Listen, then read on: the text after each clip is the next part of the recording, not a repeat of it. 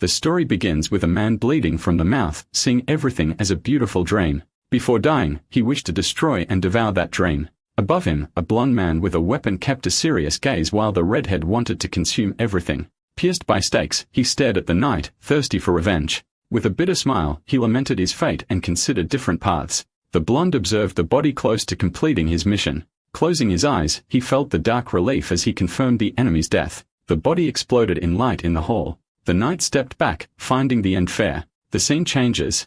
Nam Woo-yun, a novelist, rubs his face in a dark room, relieved, thinking that the villain's death meant the end of the series. He turned to the computer, determined to wrap everything up in the next chapter. Looking at the screen, he lamented writing a story against his will. He stretched, excited by the idea of dropping everything soon. He ran a hand through his hair, trying to leave regrets behind. A noise made him look back, curious about its origin. He turned anxiously in his chair, finding the late-night visit strange. Cold sweat formed. It was too late for someone to appear. He stood up, went to the door, and asked who was there. As he approached, the noise stopped, increasing his confusion. He doubted whether it really stopped or if it was just a drunkard. He ignored the sound, found it strange, and decided to sleep. As he turned around, a glowing paper floated near the door. Startled, he saw the luminous paper fall to the floor. He picked it up and read a message offering help whenever he wanted. A dark energy emanated from the paper, making him step back. From the shadows, Arinadel, his villain, emerged. Paralyzed with fear, Woo-yun couldn't react. Hadel smiled and said this was his death. He then looked at the writer, saying he had invested time and effort. He spoke of 10 years preparing his revenge for his family. Surrounded by darkness, he blamed Woo-yun for his failure. Extending his hand, he made a request to the creator. Woo-yun screamed in pain, engulfed by darkness. Satisfied, Adele ordered him to do it for him. The writer's face twisted, the image glitched, and a thought was lost. A spider web appeared, marking the transition. Moments later, he woke up in luxurious bed, confused. He opened his red eyes slowly, not understanding anything. He sat up holding his head, thinking he had fainted. More lost, he found the unfamiliar room strained. He looked at the fine clothes, not recognizing them. He saw the elegant boots on his feet and grew even more confused. Standing up, he staggered to a mirror, panic rising. In the reflection, he saw Arinadel's face. He recognized the crimson hair and cunning expression. Upon seeing the narrow eyes, he understood everything. He opened the shirt and saw his tattoo. Size and an ironic smile confirmed it. He was Arinadel. Looking at the mansion at sunset, he remembered that his death was near. He recalled that the character was a half-demon, a direct descendant. The ancestral power had elevated his bloodline, destroyed by 6 rival families, and now all that blood was in him. Sitting on the floor, leaning against the door, he understood the villain's origin. Failing in revenge, Adol dragged the creator into his place. Pensive, he reflected on his nearing death and opened the status window.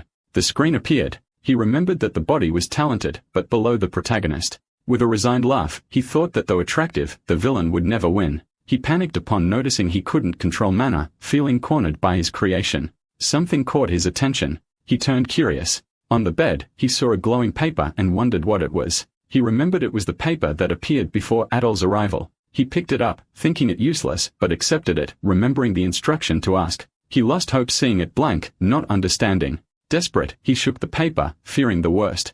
Relieved, he saw text magically appear on the surface. He read the instruction. If he didn't know how to use the gift, he should answer yes or no. He questioned being called creator and accused the paper of being Adele. The paper only repeated the instruction, forcing his cooperation. He grabbed a pen and wrote yes. The paper revealed itself as an information purchase system. It explained it would answer questions, some costing a lot. He wrote his first question, how to return to the real world. The answer was that it was impossible. Frustrated, he grumbled that he expected that and focused on survival. He then asked for the method to use mana and Edel's characteristics. Reading the content, he prioritized survival. A blue aura surrounded him. The paper said the question was free and the knowledge would be printed on him. The paper asked for confirmation. He smiled and wrote yes, feeling the mana flow. He extended his hand and conjured a black sphere, darkness, the ability to erase the 5 senses. He considered it a success, even if small, as it would be useful. His eyes glowed red, activating killing intent. He knew it would work against ordinary people. Now he needed to understand the mechanics of position transfer 1. He remembered it allowed him to swap places with an object ideal for assassination. With a cunning smile, he noted it only covered a small area, but it would improve with training. He fixed his gaze on a suit of armor and decided to test the technique. He focused. A blue aura emanated from his body. The armor shone brightly in response. In an instant, the two swapped places. The impact caused a loud crash, lifting dust and debris. He landed where the armor had been, groaning in pain. Rush footsteps were approaching. Even on the ground, he smiled with determination, willing to try 100 times if needed. Under the sunset, knights approached. Their leader ordered them to confirm his death this time. A night breeze blew, revealing the dark arson family mansion under a cloudy sky. Heavy footsteps echoed down the hallway. An imposing figure in armor and a red cape stared down 210 servants. It was Captain Phelps of the County of Leon, interrogating them harshly about someone.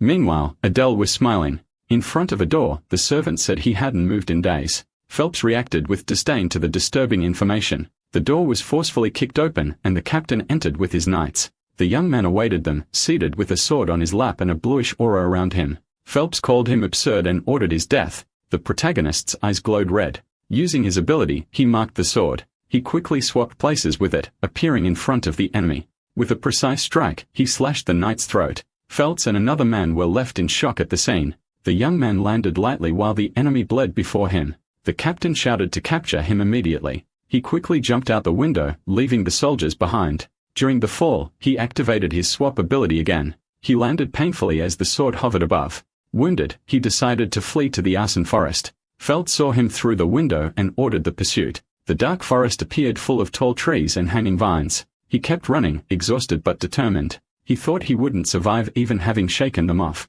He decided to seek a portal to the demon realm. Leaning against a tree, he wondered if they would accept him. Worried, he questioned whether they had already found him. In the distance, knights spread out searching for him. He looked for the portal with alert and urgent eyes. A branch snapped under his foot, echoing through the woods. He froze, shocked at being discovered. A blue light revealed a presence approaching. Felt emerged from the tree, sword in hand. The young man narrowly escaped with another jump and flash of blue. With few transfers left, he had to act quickly. Doubt crept in, consumed by desperation. He remembered the deal, but the cost was high. He tried to activate something but lacked the resources to pay. An invisible force hurled him into the air. Tumbling, he landed near a tree. Phelps appeared before him, holding a greenish sword. He coldly declared that Adele would die there today. Bleeding, Adele mocked the captain's certainty. He grabbed the magic paper, saying there was still a way. The blue aura enveloped him. He was ready for his last resort. Phelps watched with contempt, but acknowledged his resolute stance. Adele retorted, mocking adults who hunted a child. He teased whether Phelps would rather be a babysitter, laughing at the thought. Furious, the captain declared he would pierce the boy's heart with the count's sword. He attacked with a shout, swinging from above. Adele believed it was a valuable chance. The paper glowed intensely and blocked the strike. An ethereal voice thanked him for the payment received. It announced that the boy would be guided to the demon portal. Adele smiled as he felt the energy flowing around him. Felt watched in horror as magical light emerged from his own weapon. A massive red explosion erupted in the distance.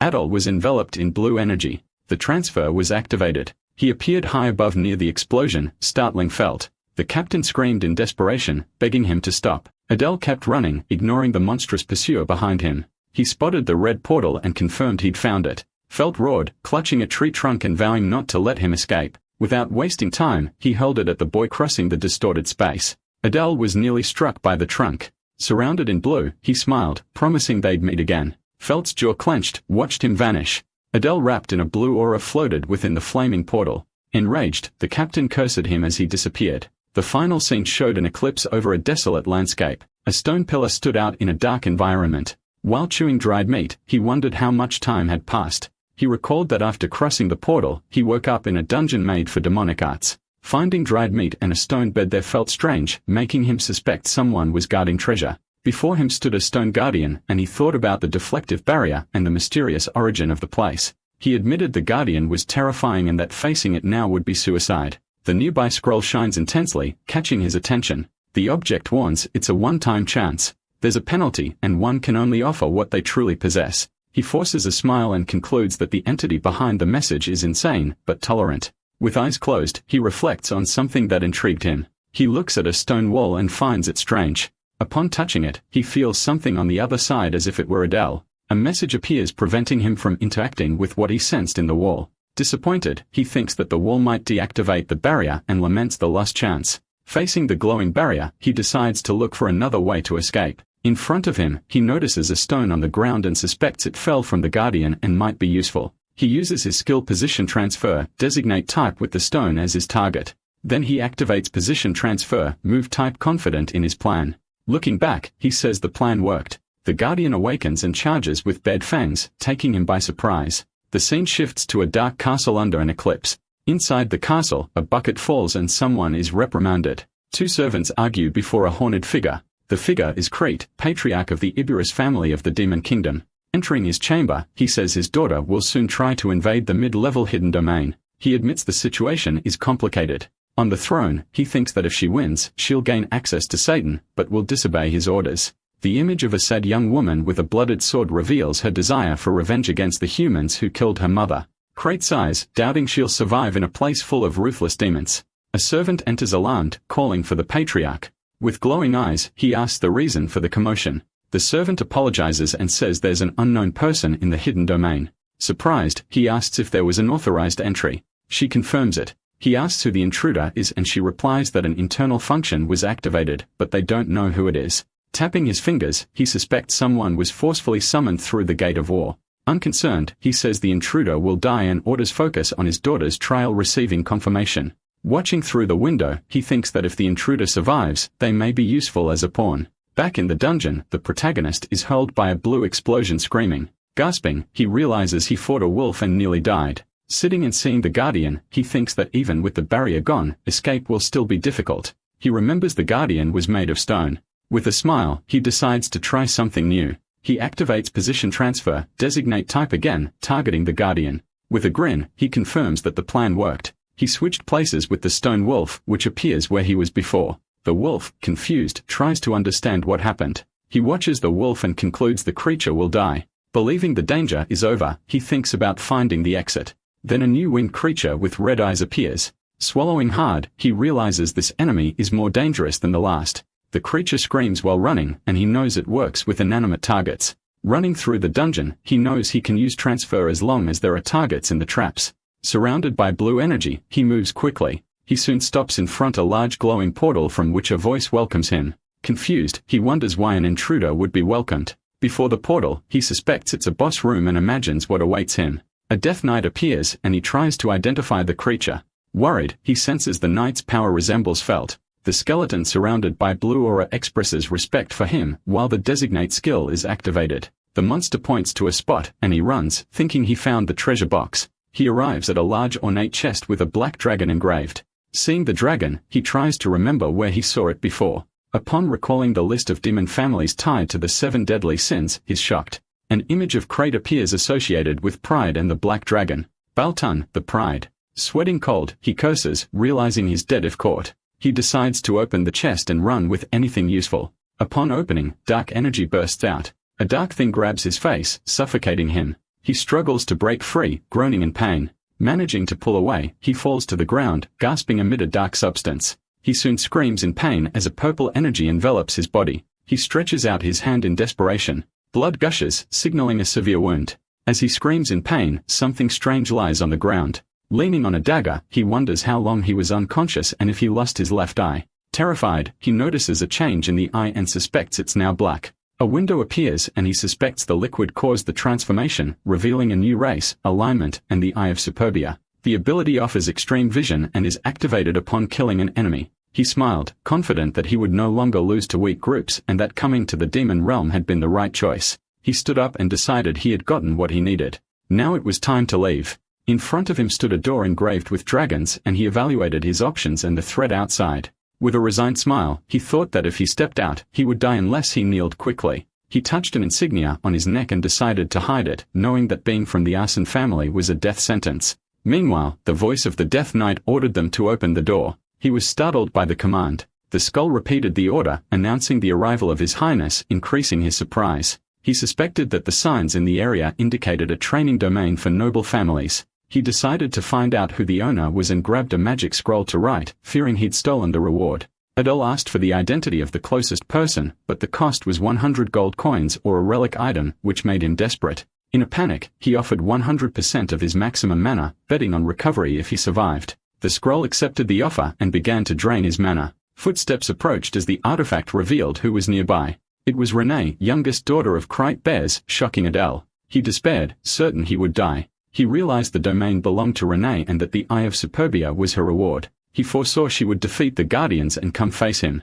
Rene destroyed the Guardian with a single strike. Even in danger, he decided he had to act. He stood firm, fists clenched, waiting for the encounter. The young girl with horns and glowing eyes stared at him, asking who he was. He kneeled, showing submission, forcing a smile. He congratulated her for completing the domain and proving her worth. Rene, surrounded by a dark aura, drew her sword and demanded an explanation. Sweating, he lied that he had been assigned as her guard by the Patriot. Noticing she hadn't recognized the eye of Superbia, she stared at him with blue eyes assessing his words. Adol claimed that despite his looks, he was skilled and decided to use her to escape.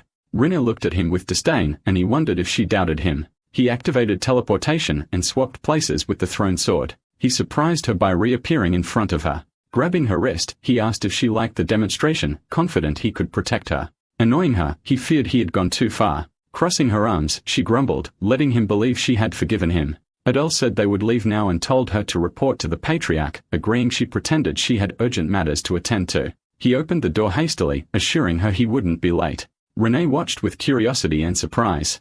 Outside, she encountered her father, Creit, and his guards. He greeted her with a calculating look and a slight smile. This surprised the protagonist, realizing he was her father. Anxious, he wondered why the Lord was there. He feared the Patriarch would discover the Eye of Superbia and kill him. Creit asked his daughter if she had completed the domain. A bit hesitant, she replied, yes. The Patriarch ordered them to follow him. The young man observed, trying to understand the order. Everyone began to walk behind the leader. He realized he couldn't flee or use the magic scroll. He recognized the architecture and concluded they were at the Bear's mansion. He followed the Patriarch as he led the way. At one point, Creit ordered the guards to leave. Continuing on, he asked the protagonist to wait there. The young man thought maybe this was his chance to escape, but he noticed shadows watching and gave up the idea. The scene shifted to a room with large windows. Renee formally introduced herself to her father, who sat at the table. Creit told her she had completed her final task. She was shaken when he said she would go to a training center. With no choice, she accepted. The Patriarch fell silent, deep in thought. He changed the subject and asked about the young man. Renee hesitated, remembering the fight and their meeting. She replied only that he was strong. Creit smiled slightly, finding it interesting. He said that for proving her worth, she could go to Satan. Hearing that, she was surprised and thanked him enthusiastically. Creit reflected that he had expected the intruder to die, but he had survived and taken the Eye of Superbia. He also concluded that with his daughter's evaluation, the young man could be useful. Meanwhile, the protagonist waited impatiently, unsure how much time had passed. A large castle rose beneath the evening sky. Inside, Adele was being guided down a corridor lit by a grand chandelier. A heavy door creaked open and the guide announced the visitor to the Patriarch. Adele found himself before Creit, seated on a throne behind a table. He observed him with his chin resting on his hand. Nervous and sweating, the young man questioned what that figure was thinking. Standing on the carpet, he asked why he had been left alive. The Patriarch gave a faint smile, wrapped in a purple aura, and called him a bastard. Then he released a surge of purple energy, accusing him of deceiving his daughter. Struck by the force, the young man showed signs of pain. He was forced to the ground, kneeling, and bowed under the pressure. Even so, he stated that he had no intention of killing him. The powerful figure pondered his words with a subtle smile. Panting, his face tense, he commented on the incredible demonic energy. With hands clasped and a slight smile, he praised the boy's cleverness and asked for his name. Still kneeling, he revealed himself as Adol. Repeating the boy's name made a dark energy form in his hand. Lifting him into the air, he left him confused.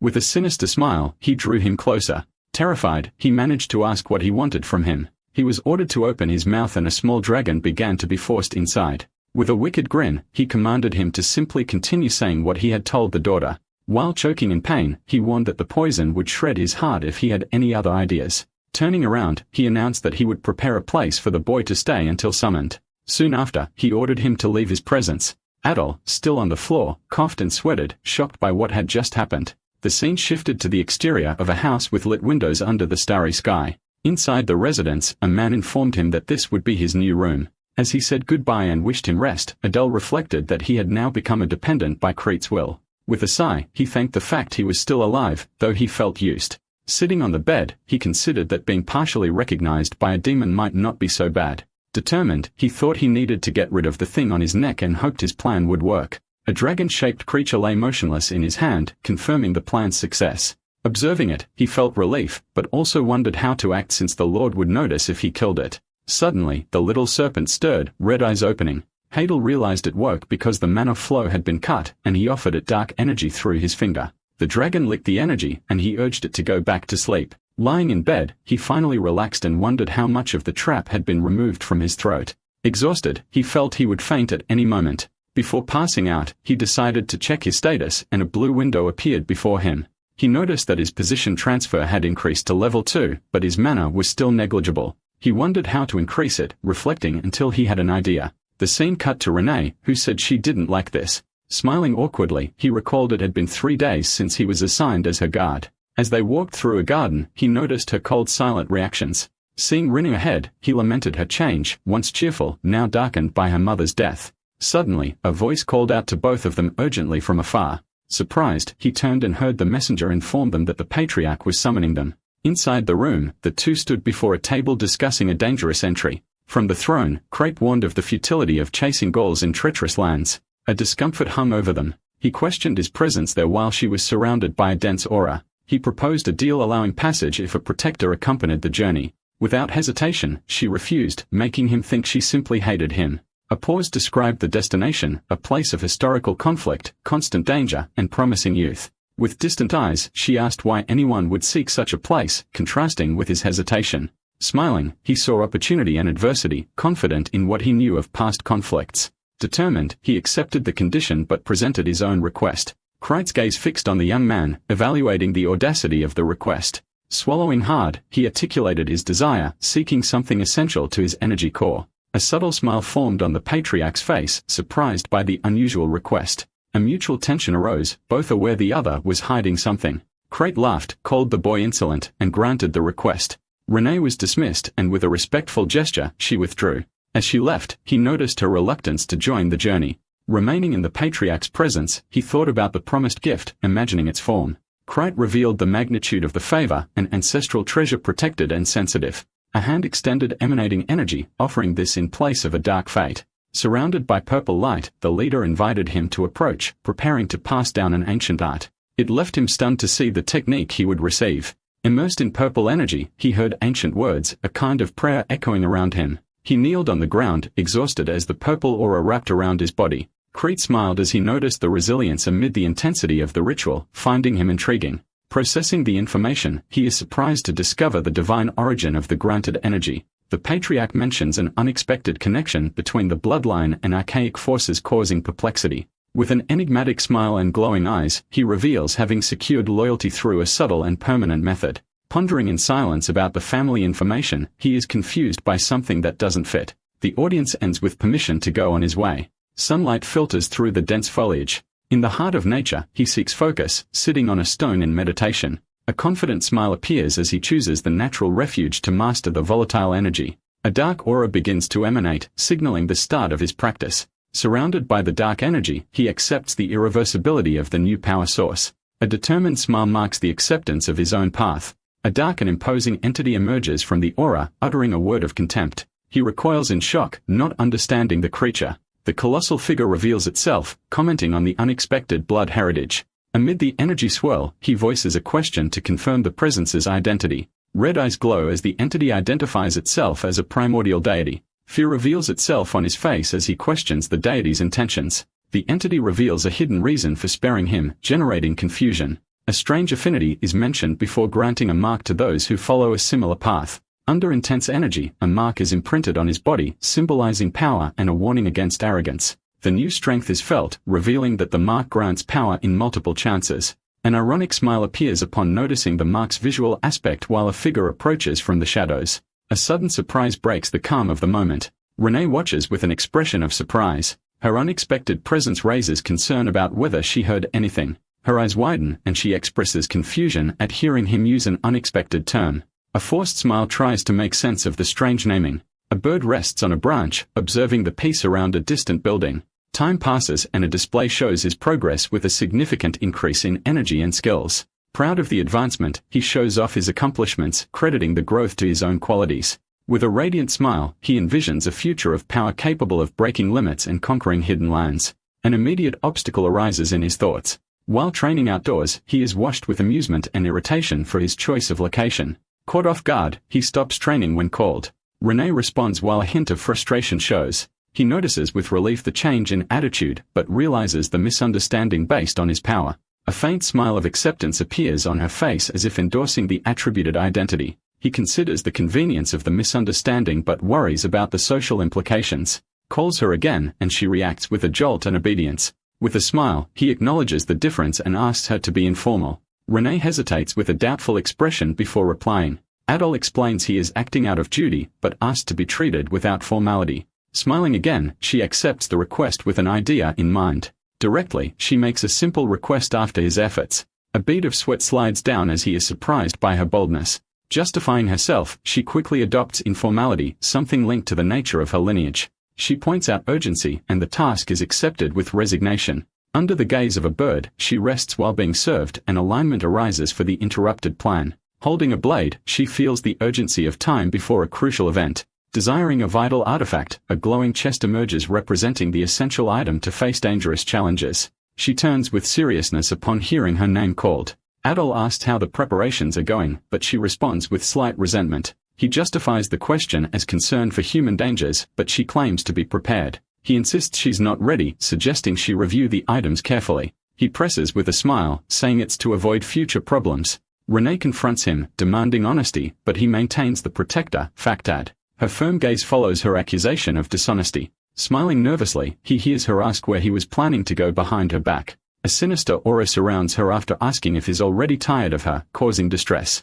Adol confesses the plan, justifying it as a safety measure and begging for forgiveness. She considers it in silence while the plea persists. A memory lights her up mentioning something forgotten, and he encourages her to return. With a radiant smile, she uses an unexpected term to describe her redness. Putting away his sword, he states that preparation is not yet complete. She soon declares her intention to join him on the expedition. Worried, he tries to postpone the adventure, but she insists on departing. The scene shifts to a dark and macabre place, revealing a land haunted by death. A conversation unfolds, discussing a place of grim history and spectral presences. A thoughtful expression arises as he reflects on the magnitude of the place and its effect on Renee.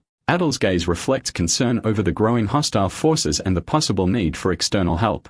As he walks, he assesses the difficulty of a discreet escape. Smiling confidently, he offers a way out, giving her the chance to stay behind if continuing becomes too hard. Afraid of being discovered by the patriarch, he tries to convince her, but it's no use. She insists she's fine. Looking back, he states that there's a secret place. The light under the sky indicates the passage. She points to a hidden path, revealing a secret access and surprising him. With a smile, he realizes her familiarity with the hideaways, recognizing the place isn't strange to her. Her posture suggests experience in evasion. She's a master of escape routes. Leaving the basket aside, they agree it's better to move on before being discovered. Footsteps mark the beginning of their retreat. The pair moves along a rocky path, leaving the forest toward mountainous landscapes. Adele asks how far they still have to go, smiling, maintaining a good mood during a journey. Renee shows surprise upon learning the young man had rarely left where they came from. The mountainous view confirms the destination is near, just beyond a visible peak. A lone stone draws attention in the damp environment. A firm step disturbs the soil, displacing debris and revealing something under the rocks. They reach their destination, and Adele's expression reveals surprise at the place. Before them stands an old ruined structure wrapped in a gloomy atmosphere. An irritated expression crosses her face while in her mind she insults him. Her look indicates the need to keep her identity secret, away from certain knowledge. Pointing to a spot on the ground, she says only he knows the entrance and they must dig there. A circular mark on the ground confirms they are in the right place, guarded by disfigured creatures. There's hesitation about who should go first, quickly resolved by Renee. A light illuminates the passage. The light reveals an unexpectedly bright interior contrary to what was expected. Renee points the way within the glow that surrounds them. The true destination appears, a vast structure with a greenish spectral aura. The oppressive atmosphere causes discomfort in Adol, who senses the presence of restless new souls. With determination, Rani moves forward, and Adele follows, ready for what comes next. A skeletal hand rises from the ground. Skeletal warriors emerge, blocking the path. The duo finds themselves surrounded, standing back to back, ready to fight. Adele entrusts the front line to his companion. A blue energy envelops Renee's blade, ready to strike. With an explosive movement, she charges the enemies, tearing them apart. Adele watches his ally's efficiency and senses a power source nearby. He defends himself from an attack and assures he'll reach Renee soon. Skeletal fragments begin to regroup. Renee finds herself surrounded again, surprised by the enemy's return. A shocked expression takes over as she sees the fallen being resurrected. A skeletal figure with burning eyes appears, questioning the intruder's audacity. A necromancer with a glowing orb orders the invaders' annihilation. The duo retreats before the endless flow and points at the caster as the source of the problem. He instructs not to stop and to push forward through the chaos. He defends against attacks and tries to break through using his weapon. With a swift strike, he drops a threatening enemy. After neutralizing the foe, he announces he's found the solution and Rani responds quickly. While she battles, Adele spots the key target. The necromancer intensifies the reanimation using the orb in his hand. Adele realizes he must reach the power source. He focuses on the orb and reveals his intent to use a new ability to acquire it. A massive guardian with red eyes blocks Rani's path. Adele is surprised by the challenge and warns his companion. She strikes with a battle cry. With explosive force, she advances and clears the enemies with a decisive blow. Adele runs over the remains of the defeated creature, pressing forward to the objective. He focuses on a spot, marking a target for transfer. Propelled, Adele launches himself into the air toward the necromancer. He surprises the dark figure by revealing his new skill, Object Position Swap. With a shout, he activates the swap, changing the course of the battle. The necromancer finds himself holding something unexpected, momentarily vulnerable. The orb is now in Adol's hands and he celebrates the capture. Terror takes over the necromancer upon realizing the loss. With a purple explosion, the orb shatters in Adol's hand. The skeletal horde around them collapses into ruins. Adele expresses relief at the success and Renee confirms the victory. Someone murmurs thanks for the freed souls. It makes them reflect on the tragedy of the place, wishing peace to the trapped spirit.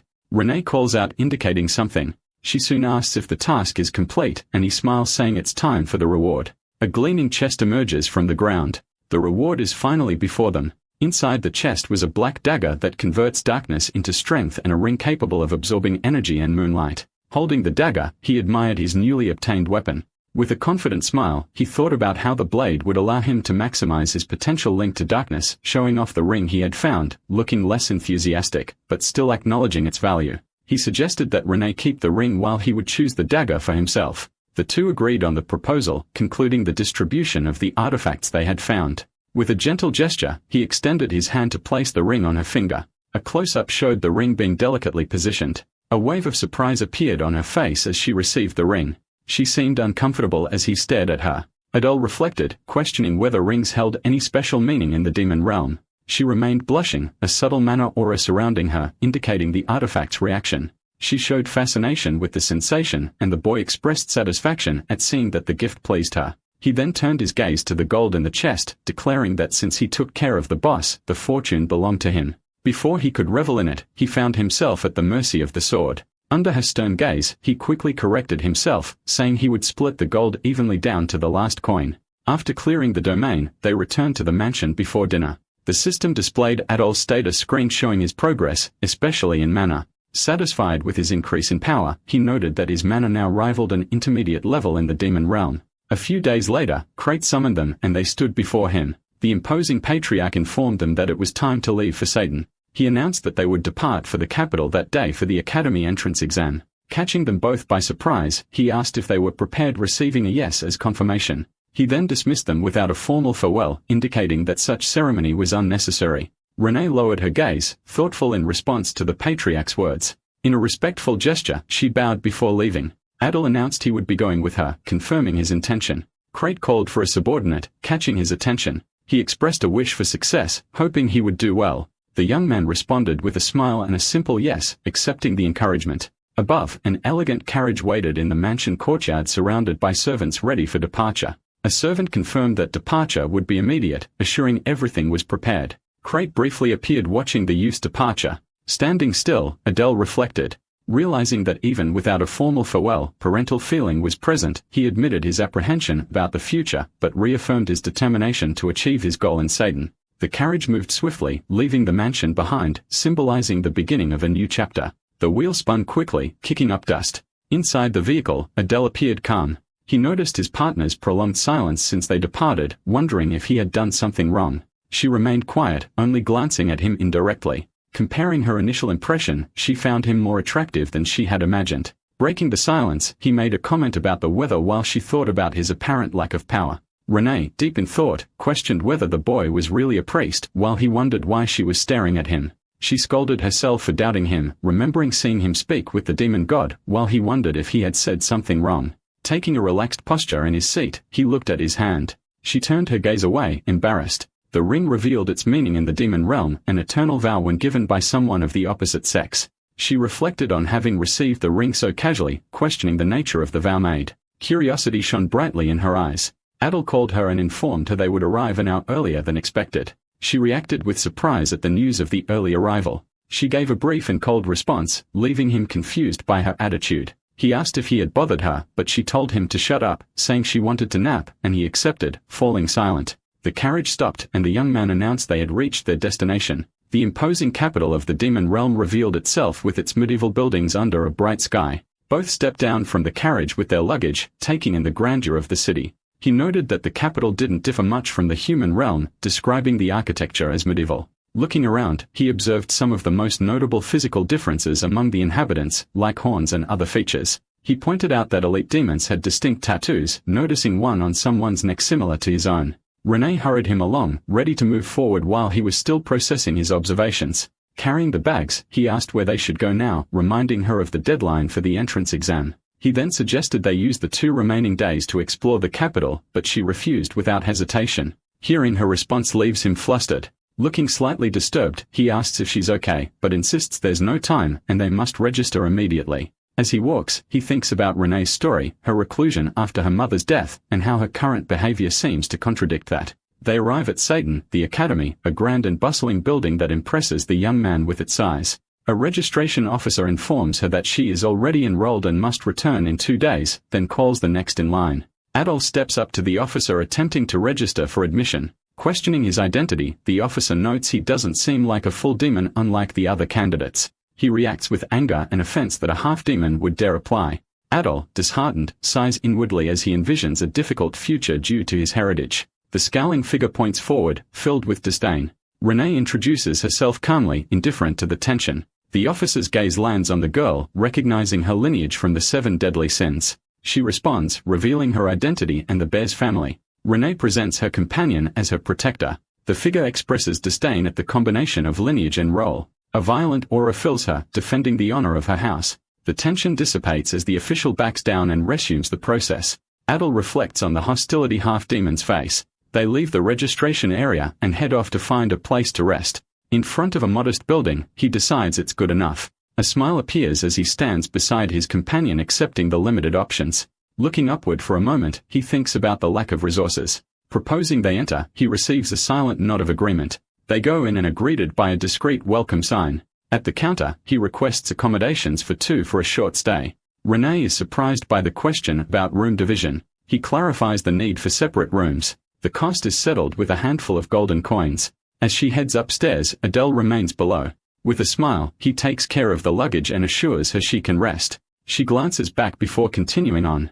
Adele meditates on how different this place is compared to their usual luxury. The building rests beneath the sky throughout the night, marking the rest period. Under daylight, an imposing fortress is revealed. At the entrance, a figure directs the candidates to proceed and wait. Amid the crowd, they observe the scale of the event. A silent fear sets in, aware of the danger from the demon's true nature of hunting humans. In line, they are instructed to present identification and prepared to board. A mechanized train appears to transport them. Surprise sets in upon seeing the train. The train moves forward surrounded by ethereal energies crossing dimensional barriers. As the journey continues, Adel realizes the outer fortress was only a fraction of the enormity. Seated, they prepare for the imminent arrival. Breath held as the journey ends. Before them, the fortress of Satan is revealed, confirming they've reached their destination. The train stops and smoke lingers in the air after completing its task. They leave the train and join the others being guided toward the examination facilities. They follow the indicated path toward the testing site. The doors open, swallowing the crowd of candidates into the hall.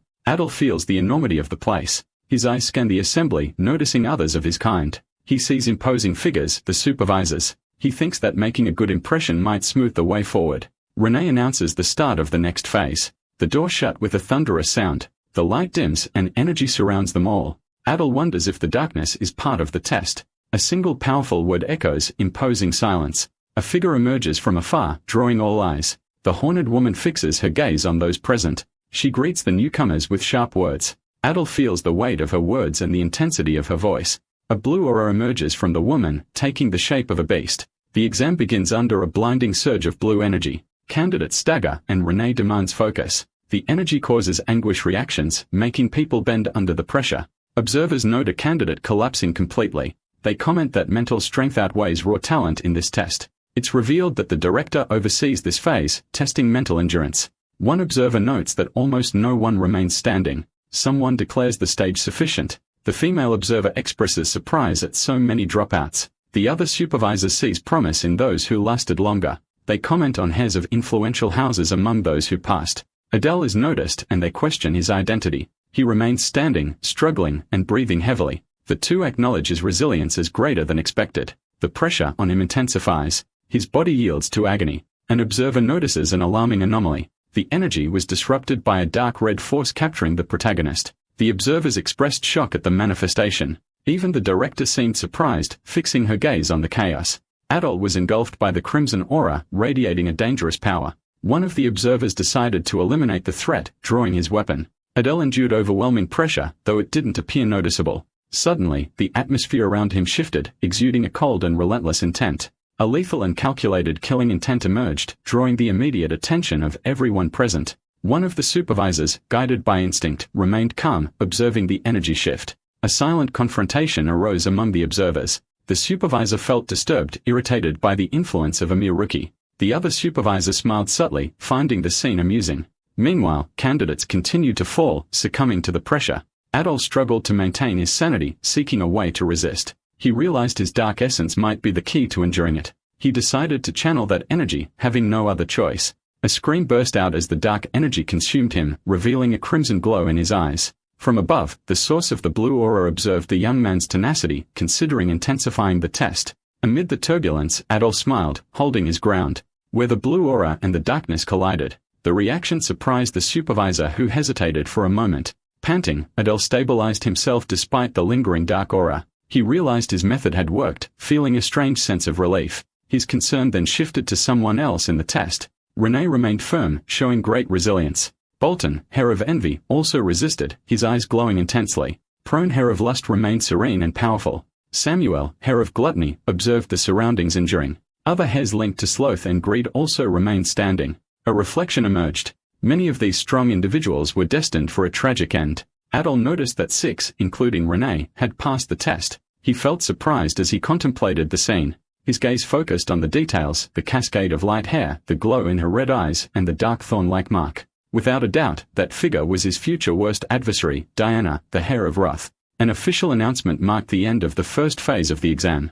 Adolf thought it ironic that Diana was just a candidate given that the Roth lineage traditionally ruled. He questioned whether past events led to this direct successor. Upon finishing that thought, he expressed disbelief, maybe at the results or something he didn't understand. Failed candidates protested, confronting a supervisor. Without hesitation, he silenced one of them with a show of strength. Coldly looking at one of the students, he said he didn't care what their father did. He ordered them not to make him repeat himself. He declared that those who couldn't endure 5 minutes were dismissed. The doors closed, sealing the fate of the eliminated. Adol pulled himself together, relieved to have passed the test. Looking to the side, he recognized the figure on the upper level, the director. It was Zhu Jian, one of the most formidable forces in the demon realm. A hand rested on the blade, focused on the next phase, which would be even more challenging. Adol heard a comment about Renee. She was an Amazon, a combat genius. Renee was being watched by the other candidates, clearly popular. Adol reflected that it made sense for the hairs of the 7 deadly sins to have resisted. After facing the killing intent of the director, he felt frustration despite having resisted too. No one noticed his achievement. Renee approached and asked if he had passed the test, to which he informed her that he had also been approved. Adol confirmed, feeling that he had managed to leave a mark beyond just being another candidate. A strong voice caught everyone's attention. The purple-haired supervisor introduced himself as Oz, instructor in charge. Adol, looking at him, thought he was holding a sashimi knife. Oz congratulated the survivors on their mental resilience. He explained that the test evaluated clarity under extreme pressure, simulating future torture scenarios. He revealed that the 8 candidates who passed would gain advantages, including special access to weapons in the next stage. Adele felt satisfaction and relief at the unique opportunity. He noticed the atmosphere shift, feeling the envy of those who hadn't achieved the same. With seriousness, Oz turned to the group, ready to explain the next test. Another instructor added, the second phase would require them to demonstrate talents and abilities against specific targets. One candidate processed the information, understanding it would define their future specialization. Hadel considered the implications and asked who the human they would face would be. Az announced the next stage and with a gesture, revealed the opponents. An intense blue energy filled the space. The force erupted, spreading around the candidates. A figure cloaked in mystical aura, bearing a distinct symbol materialized in the glow. Alongside her, a decorated blade shone with the same energy. A cold shock struck Adel as he recognized who it was. It was Nainzel, the legendary and strongest of the heroes, ready to face them. The figure of Nainzel was a legendary adversary prepared for the trial. Adel reacted in shock, questioning the presence of such a prominent human hero.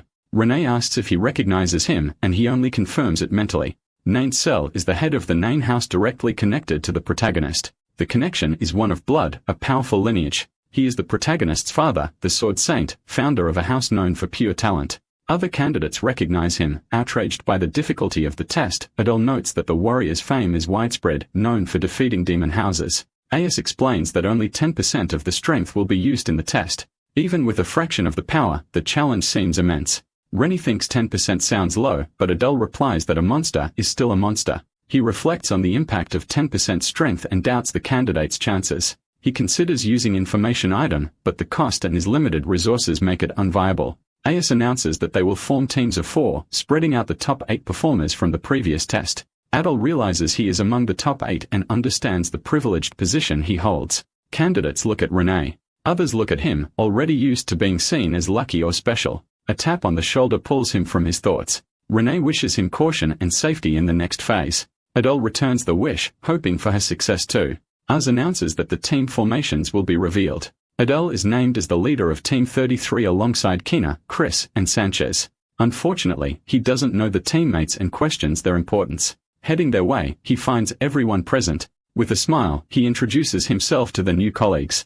Chris and Kina react with enthusiasm and waves. Sanchez responds in a colder tone. The ruder boy expresses indignation at the leadership, offended by the leader's race. Adel feels frustrated, recognizing the disdain, but ignores the provocation. He encourages the team to do their best, receiving support from Kina and Chris. Taking the initiative, he asks them to share their abilities. Chris shapes energy into a prismatic form, useful for both defense and attack. He explains that he lacks power but compensates with versatility. Approving the demonstration, Adel looks to the next one. Kina avoids direct combat but strengthens allies. She focuses and invokes a blessing that increases speed. She summons a visible orange energy. Panting, she asks if the leader feels the effect. Adel confirms and Kina complains about the dry answer. Smiling, he says he was joking and asks her not to take offense. He evaluates the ability as subtle but valuable and wonders how she passed the test. Focus shifts to Sanchez, serious and ready to show his strength. He begins transforming, his body gaining a rocky texture.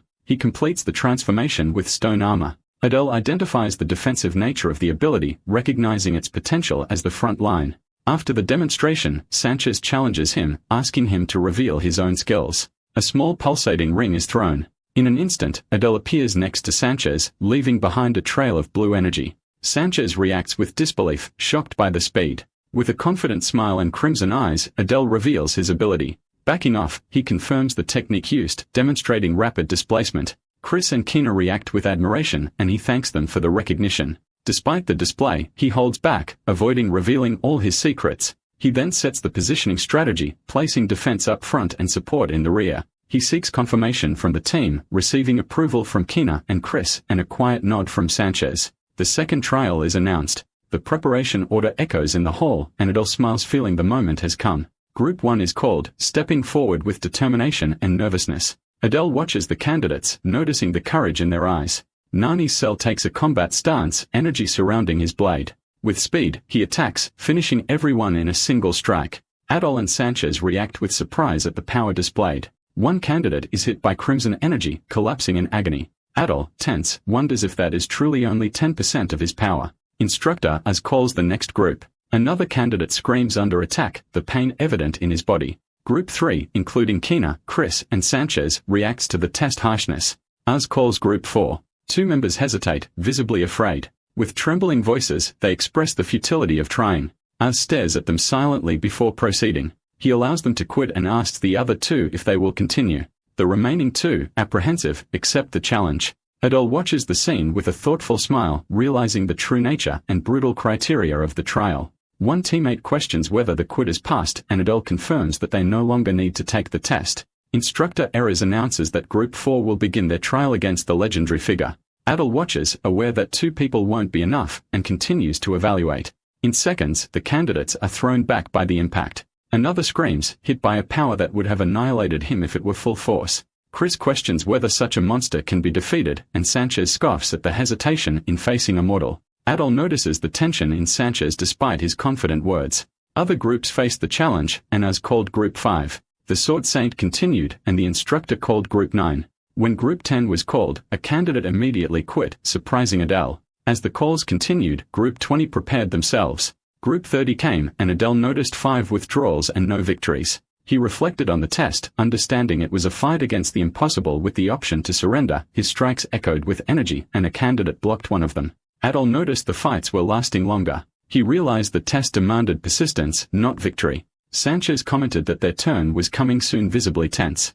Adel, eyes gleaming, said he had discovered the secret to passing, and Sanchez reacted with curiosity. Adel explained that the key was to endure until the end even without a chance of victory. He based his conclusion on the instructor's reactions and the opponent's controlled strength. Sanchez tried to interrupt, but Adel proposed something bold. Instructor errors announced. Next, Group 33. Adel, confident, suggested trying to defeat the Sword Saint. Sanchez reacted with disbelief, while Chris and Kiner accepted the idea with enthusiasm. He believed he could win with his talent, challenging the view held about his race. The team got into position, activating their abilities in sync. The Sword Saint watched them, not recognizing the leader, wondering what the next move would be. Adel instructed the team to stay calm and hold their positions. Chris and Sanchez confirmed, one ready and the other hesitant. Nenasil launched the attack, moving with precision and restrained power. Adel shouted an urgent warning that he was coming. The Saint attacked with a powerful strike, the blade slicing through the air. Chris panicked, activated his defense, a prism of energy manifesting.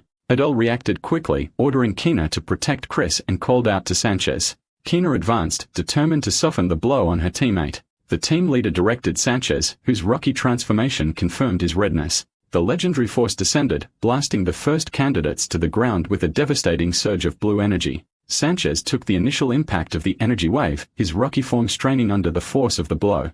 With visible effort, he endured, and Adel encouraged him, recognizing his tenacity and withstanding the attack. He observed the opponent, noting an apparent opening before the next move, but hesitated. The Swordmaster's figure remained shrouded in aura. The opening looked far too obvious. A deep instinct held him back, questioning internally if the legendary warrior was setting a trap. Urgently, he warned the team about the second attack, reinforcing the order to hold their position. Chris's defense gave out, the prismatic shield shattering under the continuous force. The team leader realized the critical situation. Chris at his limit, Sanchez taking damage. Reflecting on the destruction from a single strike, Adel grasped the severity and pleaded with his teammates to hold on just a bit longer. The Sword Saint prepared for the second strike. Tension was clear on his face. The second attack came at full power. A devastating wave struck the team. Sanchez staggered, feeling the surge in intensity. Amid the pressure, Sanchez screamed in desperation, and Adel urged him to endure a moment more. He reflected on the absurdity of the situation. His team was the only one to block the initial attack. The legendary figure held an imposing stance, concentrating blue aura for the next offensive. The Swordmaster lowered his blade, the energy around him intensifying, signaling imminent power. Yahello was focused, ready for the decisive moment. Chris was down, while Keanu tried to help him recover. Yahello approached, asking about Chris's condition, who was still affected by the attack. He asked his teammate to trust him once more. Sunchit shouted warning of the incoming strike, pressuring Adel to act. Chris, struggling, asked if Adel had a plan. He responded with confident affirmation. A dark smile crossed his face as he stated he would definitely land a hit with his dagger.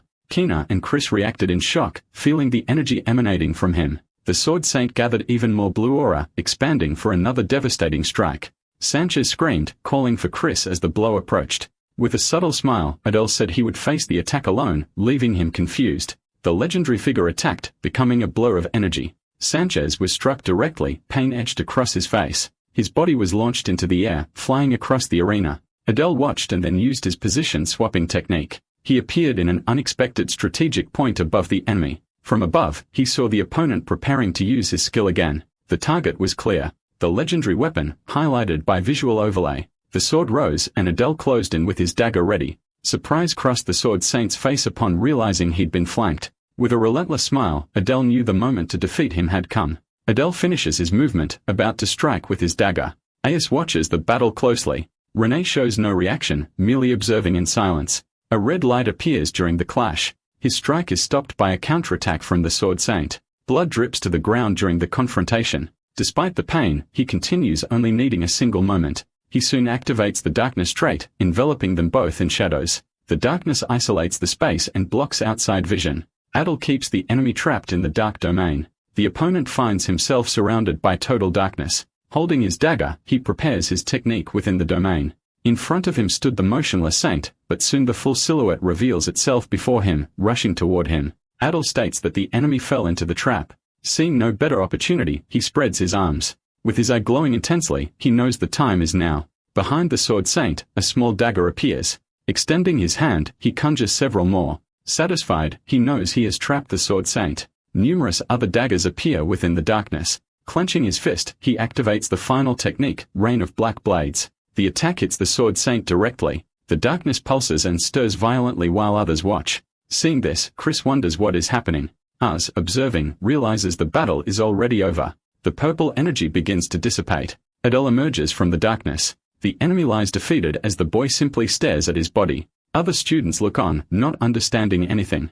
Then the environment returns to normal. Smiling, he declares victory. Another boy says that was fun to watch. His allies approach calling his name. Chris asks how he did that, and he replies it was thanks to teamwork. Curious, she asks what happened to the other one, and she informs him that Sanchez is recovering. Relieved, he holds his small dagger in his hands. Approaching the body, he asks if they should finish it. His companions react, questioning if the fight wasn't already over. A movement on the ground indicates the opponent is still conscious. One of the allies asks what he intends to do. He suggests that maybe it's better to make sure the enemy doesn't get up again. Az watches in silence with arms crossed. A girl watches the scene with a smile. Sitting on top of her companions, she declares that for a half-demon, he's not that bad. Her ally makes a cold comment about Adel, saying he's not as good as her. Observing him from afar, she notices his nature has not yet been revealed. She simply states he's a stupid and vulgar guy. Suddenly, hearing that, Renee appears furious. Sensing her presence, the girl tries to figure out who she is. The girl recognizes that she's part of the bear's family, but doesn't understand why she's staring. Tension grows between them. On Luca's comment on an imminent confrontation, her companions position themselves on her side. Looking back, Adel notices a commotion. Putting away his dagger, he wonders why Renee is radiating killing intent. Someone calls out the name Pixie Adele, which is quite unusual. Harris finds himself before the protagonist. He turns and responds with a smile, asking the reason for the approach. Harris asks if he truly doesn't know. Adele insists that he doesn't. Walking away, Harris warns that he'll be watching him from now on. Adel notes the lack of recognition and decides to keep an eye on Renee. Meanwhile, near the entrance, Renee faces the other girl. Passing between students, she wonders if they are still on this. Curious, he wonders who the other girl is. She is identified as Laurel Front from the House of Lust. Adele wonders why these two figures are about to fight. Laurel looks to the side and reacts surprised by the protagonist's presence. Even from a considerable distance, she calls out to the half-demon. She simply commands him to become her slave. Hearing this, Renee becomes furious. She leaps and attacks with her sword, aiming directly at the girl. Laurel is surprised by Renee's initiative. Unwilling to let it slide, she asks if Renee is insane. Erez appears, imposing, ordering them to stop. He continues saying fights are forbidden. He demands they take the conflict elsewhere. Seeing the scene, Adele feels relieved that the teacher stopped the fight between members of the 7 deadly sins. Renee withdraws her blade with the stain. Laurel glares at her in irritation. Adele, worried, asks if she's okay. She already warns that the next group is hers. Soon she approaches without saying a word, leaving him surprised. A touch lands on his face, leaving him stunned. As she wipes his face, she says he did a good job. Laurel reacts in shock, questioning the relationship between the two. Adele smiles, grateful for the kindness after the success. She reveals that he had hidden his power. Renee shows surprise upon hearing the call for Group 34. As she walks away, she says she will keep his secret. Adel reflects on the mistaken perception of his strength and family status. Behind him, someone asks him to identify himself. Laurel stares at him. He responds calmly, saying his name is Adele. She approves of the name. He asks why he was approached. Smiling darkly, she says it's because of the earlier interruption. With a dark aura, she makes a disrespectful offer. Her eyes shine intensely as she declares she will have him and threatens Renee. Adel politely refuses, saying that now is his master's moment. He smiles, curious about Renee's strength, while the other girl reacts with fury. She is surrounded by her group, curious to see how strong the children of the 7 deadly sins really are. The confrontation begins with the girl facing the figure of the Sword Saint. Watching, she comments on the intensity and how amazing she was. A firm step echoes, marking the approach. She advances with determination accompanied by her group. Another girl and her companion react in surprise. A boy laughs with a friend finding the move amusing. Hattel is surprised to see her approaching the powerful figure. Renee stares at the beastly aura-clad figure maintaining her resolve. The Sword Saint's gaze meets hers. Renee faces her opponent with strong aura. The battle is about to begin. Both reveal the intensity of the clash. Blades collide and break in the process. Ada watches in surprise along with another student. In a matter of seconds, she wins the battle against the Sword Saint. Cries of surprise erupt among the observers. Az evaluates the performance as reasonable while she is praised. Adele is stunned by the ease of her victory. He realizes the projection didn't attack because she had already been evaluated. Laurel laments not having seen Renee humiliated, but admits the strength it required. Curious, he asks if the union of the children of the Seven Sins would surpass the swordsman. She denies it, but acknowledges the individual potential of the young ones. Laurel counters, saying the projection doesn't represent even 10% of the real power. The simulated figure dissipates into smoke, and he reflects on the demon realm. Despite his doubts, a spark of interest lights in his eyes. A new group is called, leaving only the children of the Sudden Sins. Other groups win, one celebrating with ease. The demonstrated strength was so great that it overshadowed their differences. He feels he already knows who the two strongest are. Az announces the end of the exams and asks them to gather. He reveals that all who fought passed while the others observed the quitters. Az congratulates the approved candidates, declaring them apprentices of Satan. He also warns of the difficult journey ahead and the need for determination. He summons the approved for the ceremony in 2 days. He asks the 8 who overcame the projection to stay where they are. She asks why. Adele suggests it might be the arsenal reward. The instructor confirms they will have access to the arsenal. Bolton raises his hand and asks a direct question. With a hopeful smile, he wants to know if they can take many weapons. Adele recognizes the young man as the son of envy and ambitious. The instructor replies that only one weapon will be allowed. With no more delay, he asks them to follow him to the arsenal. He touches the wall with an intentional gesture. A magical symbol glows blue.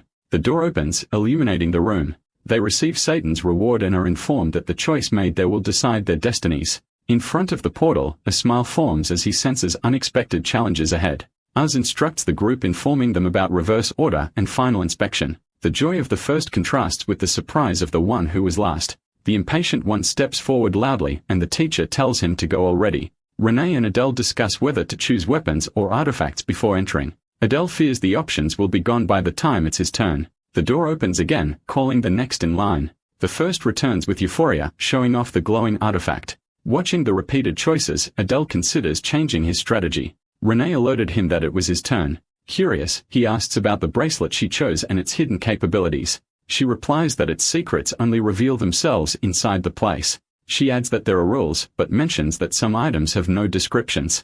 This makes him reflect on the obscure nature of certain artifacts. He wonders if label-less items might still have great value. He concludes that the mystery could hide something important, not insignificant. Before he can think more, he is pulled back to reality. The silence and fixed stares announce his approach to the decisive moment. The authority notices his hesitation and encourages him to speak up. He finally asks about the unidentified objects. The response confirms that such items carry unknown origins and powers. It's explained that they are risky, possibly blessings or curses. Without further delay, they point to the entrance, urging him to decide quickly. He smiles, wondering if coming in last place could be a good omen. With a firm step, he crosses the portal. Inside, the environment surprises him with its order despite the latent tension.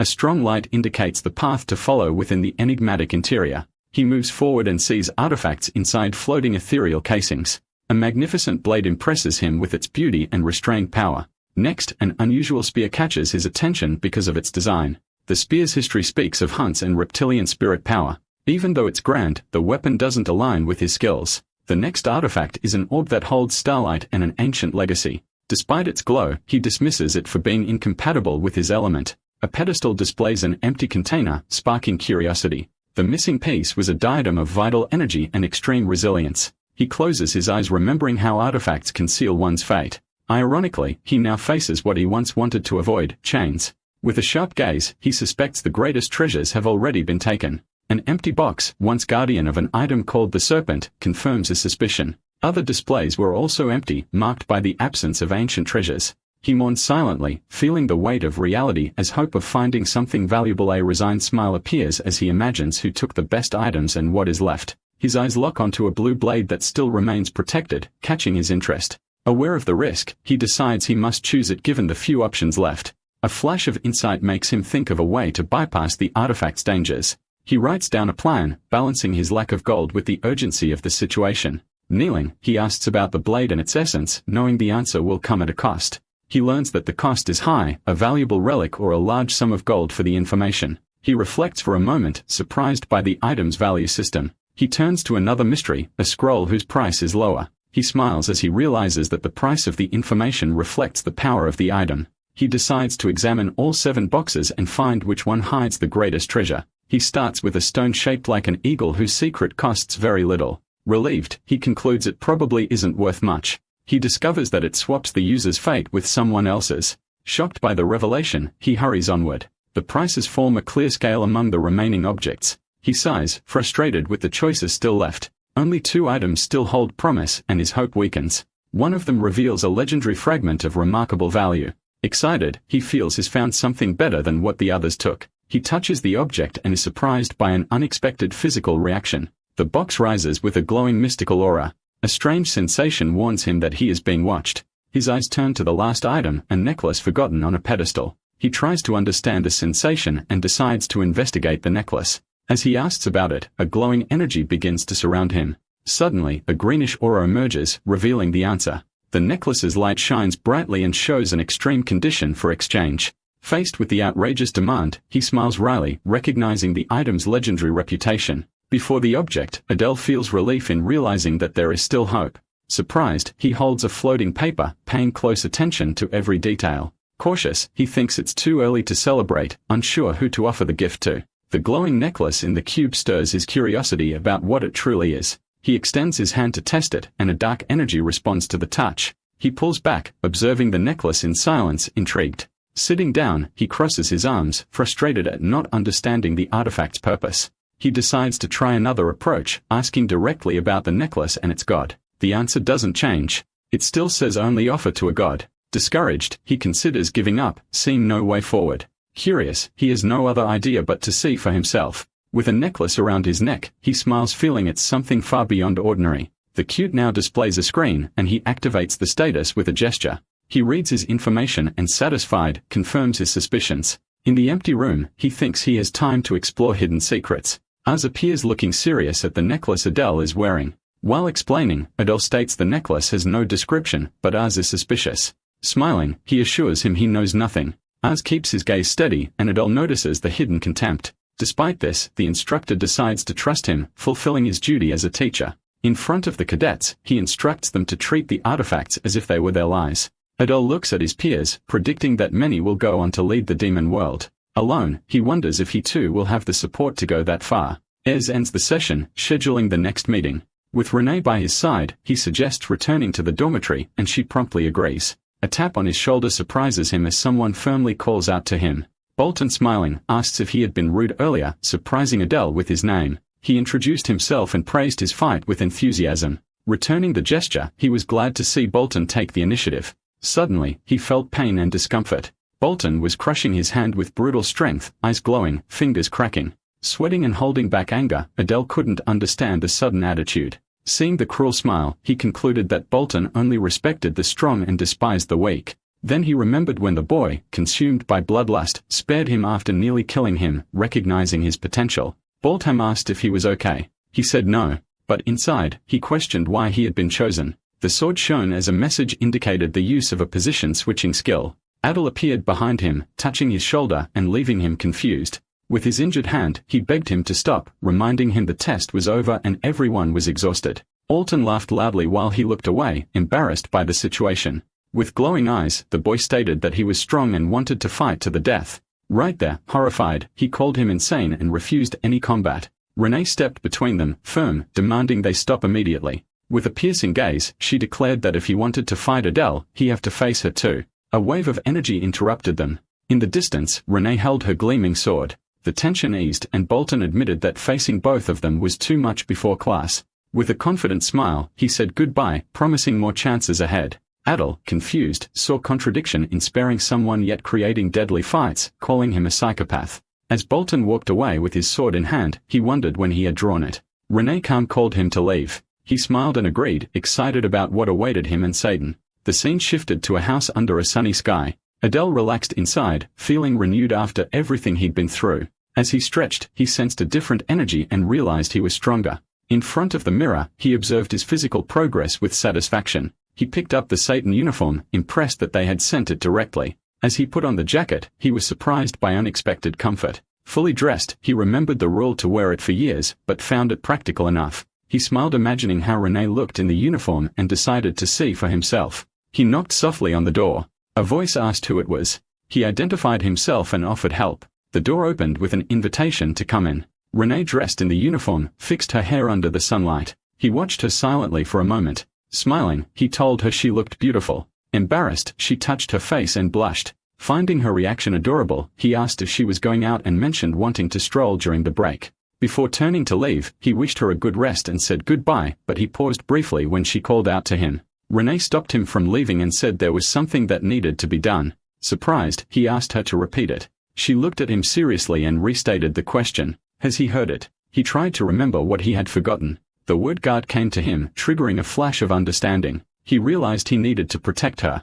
She offered to go with him, asking for a moment to change clothes. Still embarrassed, she asked how long he planned to keep staring. He replied he'd wait outside. Outside, he smiled ironically and lamented the lost day off. The scene shifted to a bustling street with vibrant architecture. Passing by a stall, he noticed how clean the city was, surprising after 10 years of war. He reflected that, although reconstruction was ongoing nearby, the capital didn't seem human-dominated. Renee gently touched his arm, getting his attention. She pointed to a stall and suggested they eat there. He smiled and asked if she wanted street food. Skewers sizzled on the grill under intense heat. He asked the vendor what was being cooked and heard it was venison with vegetables. Wondering if it was like chicken, he decided to order two. He soon took a bite and let out a sound of satisfaction. Adele asked if it was good and she replied between bites that it was delicious. He watched her, seeing her so expressive, and found it curious to see someone usually reserved act that way. The scene revealed a square with a central fountain and charming buildings. The two walked among the crowd, immersed in the local life.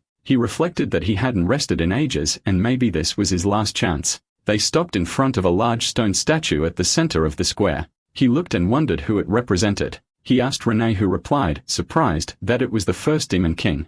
Looking more closely, he noticed similarities with Diana. With a slight smile, he suggested getting closer to see better. Suddenly, the statue's eyes glowed with energy. Adol was enveloped by a green light from the necklace and reacted in confusion. Shocked, he watches the necklace glowing intensely. The energy forms an imposing figure above him connected to the artifact. He holds the necklace, frightened by the pulsing light. He notices one of the gems has turned gray and is surprised. With sweat on his face, he looks at Renee, who asks why he grabbed the artifact so suddenly. He averts his eyes to the statue and says he saw light and the necklace's color change. He examines the necklace again, thoughtful, as she watches him. When he looks at her, he realizes he was the only one who saw it. The statue dominates the scene as he reflects on what he discovered. He touches the necklace with a determined smile, certain it's connected to the Demon King. He suggests they return, and Renee agrees while curiosity builds inside him.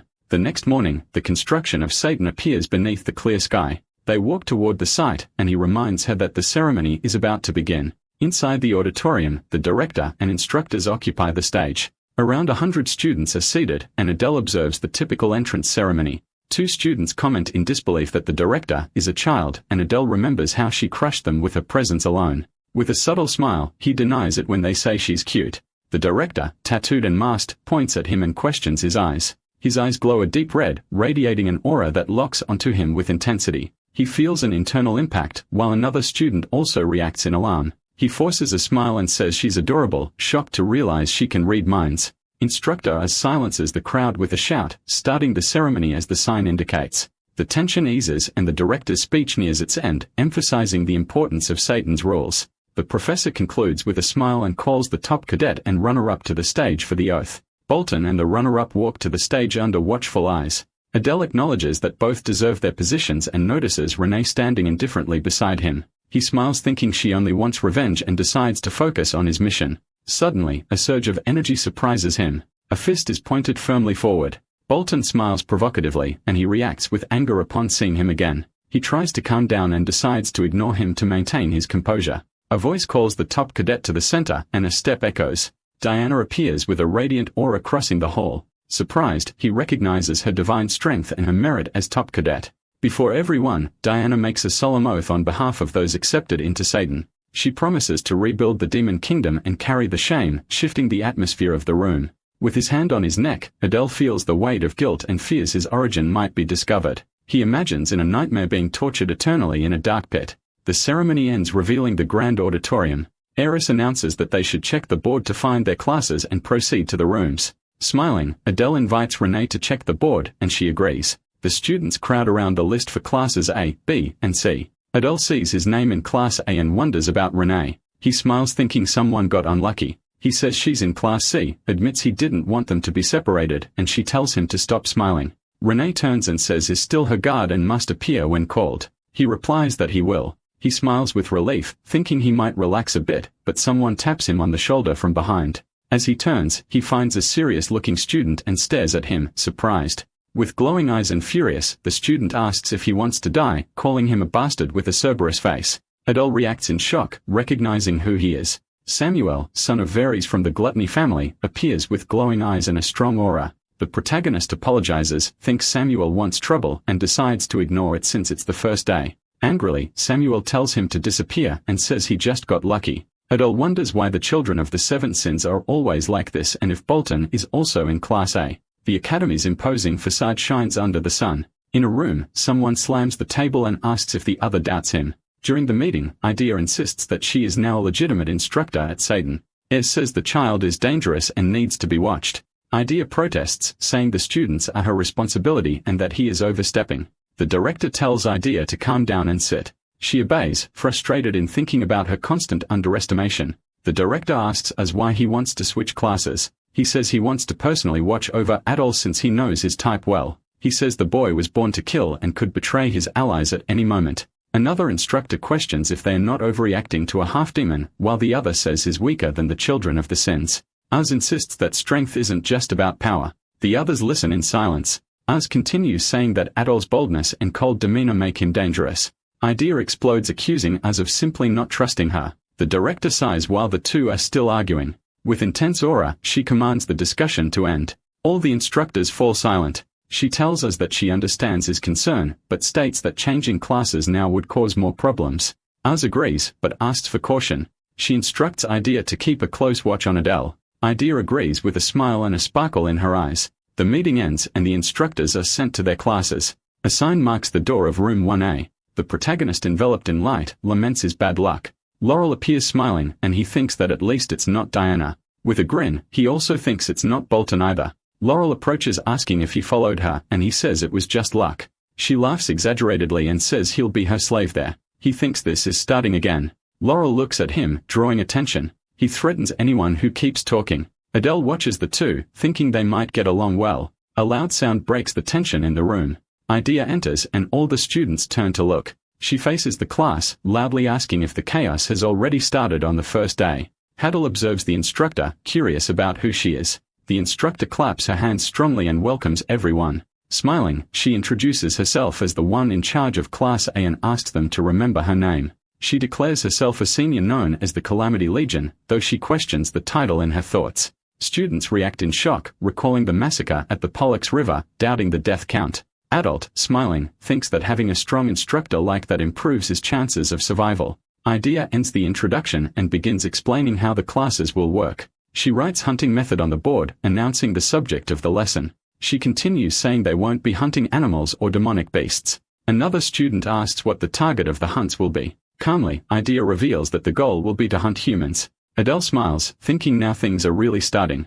Idea explains she will teach the hunting methods, while magic and weapons will be covered by other instructors. She will also be responsible for endurance training, which discourages him since it's his weakness. Soon, she announces the beginning of the first class and sends everyone to the training field. The scene shifts to the open sky with clouds and bright sunlight. Adele walks toward the field observing the scenery along the way. Upon arrival, he's impressed by the size of the place and wonders if it will be used for weapons or magic. Idea asks if everyone is present. She creates a portal of dark energy and asks them to keep their eyes fixed on it. Gesturing, she stands beside the portal as it pulses strongly. From within, legs clad in heavy armor emerge. Figures in full armor come out of the portal. Adele and another student react with alarm to the appearance. Idea smiles and explains that they are just illusions created by her magic. Touching the face of one illusion, she mentions that she created the Sword Saint during the entrance exam. Adele is shocked, thinking she's a monster for making a clone with nearly a tenth of the original's power. Sweating, he concludes that the Royal Academy is far scarier than Satan.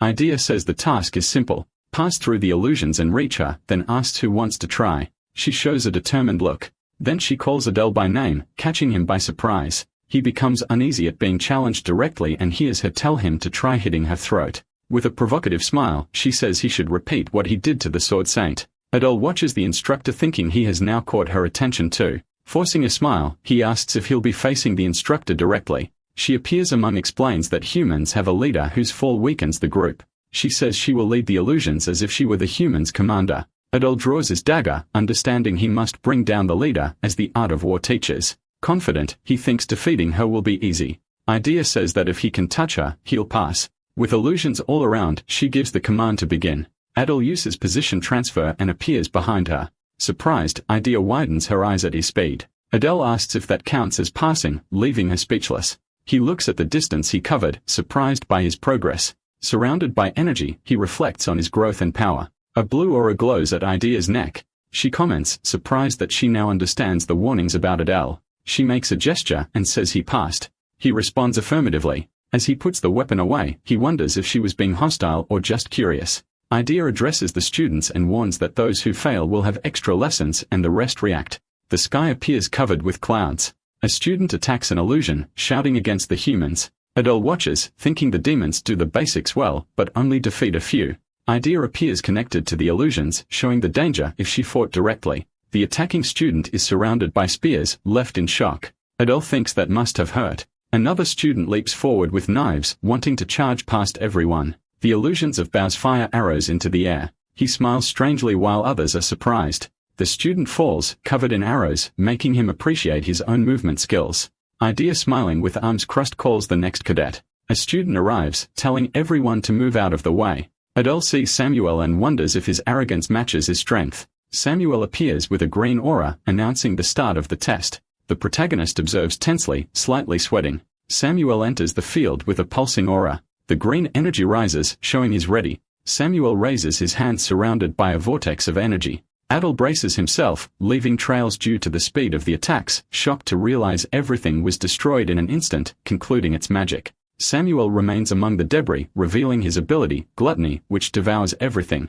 Smiling, he acknowledges the boy's power and accepts letting him stay in first for now. Samuel surveys the field, thoughtful and tired. Clearing the smoke, he's intrigued by something unusual among the group. He stands firm among the debris, confident with a hand on his hip. Adele observes calmly, recognizing that an instructor wouldn't fall that easily. Idea tells Samuel he destroyed everything except her, and that for a moment, she was impressed. She smiles and points at him, stating that unfortunately, he failed. Samuel reacts confused, questioning the decision. With a gesture, Idea signals that she will explain. Smiling, she reveals illusions with glowing eyes appearing behind her. She explains that without eliminating the leader, humans always find a replacement as the illusions demonstrate. Adele is surprised by the number, estimating at least 200.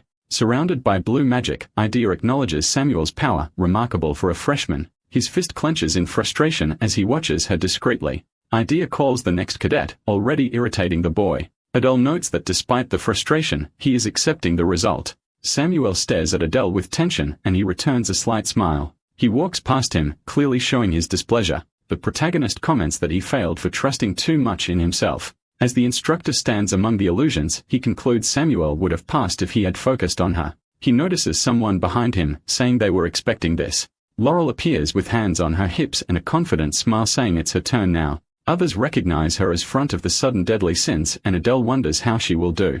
Arrogantly, Laurel challenges the illusions to try and stop her. She laughs while being watched by the other students. Suddenly, she seems nervous, sweating, and frozen, not understanding what happened. She panics, not knowing how to act. Adele concludes that as expected from the child of lust, she doesn't fight directly. Surrounded by grotesque minions, he explains that she relies on them like a queen relies on her bees. Desperate, Laurel thinks she needs to act. Her eyes widen as she realizes something. She looks back and sees Adele. Crying and terrified, she begs for help, calling him her slave. He only smiles slightly as the other students watch the scene confused. He just hears her calling him slave, while the other students react in surprise. He gets irritated, trying to understand what she intends by saying that while begging for help. Instructor Idea watches calmly and points to the target with her hand. Laurel tries to run away desperately, but the illusions surround her. Adele suspects she can't use reinforcement magic on herself. He smiles, thinking there must be a reason behind that limitation while she keeps screaming.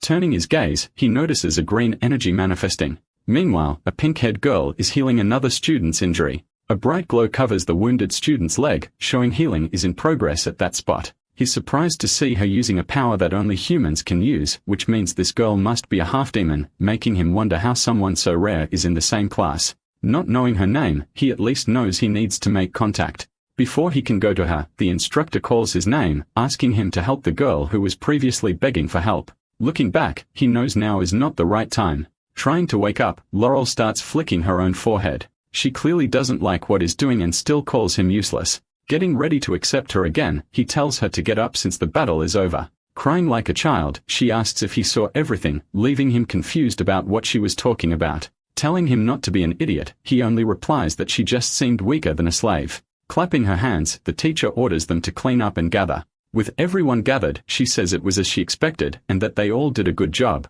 She continues by saying it's important to experience things like this, where there's a sense of knowing where they are, where they can make plenty of mistakes.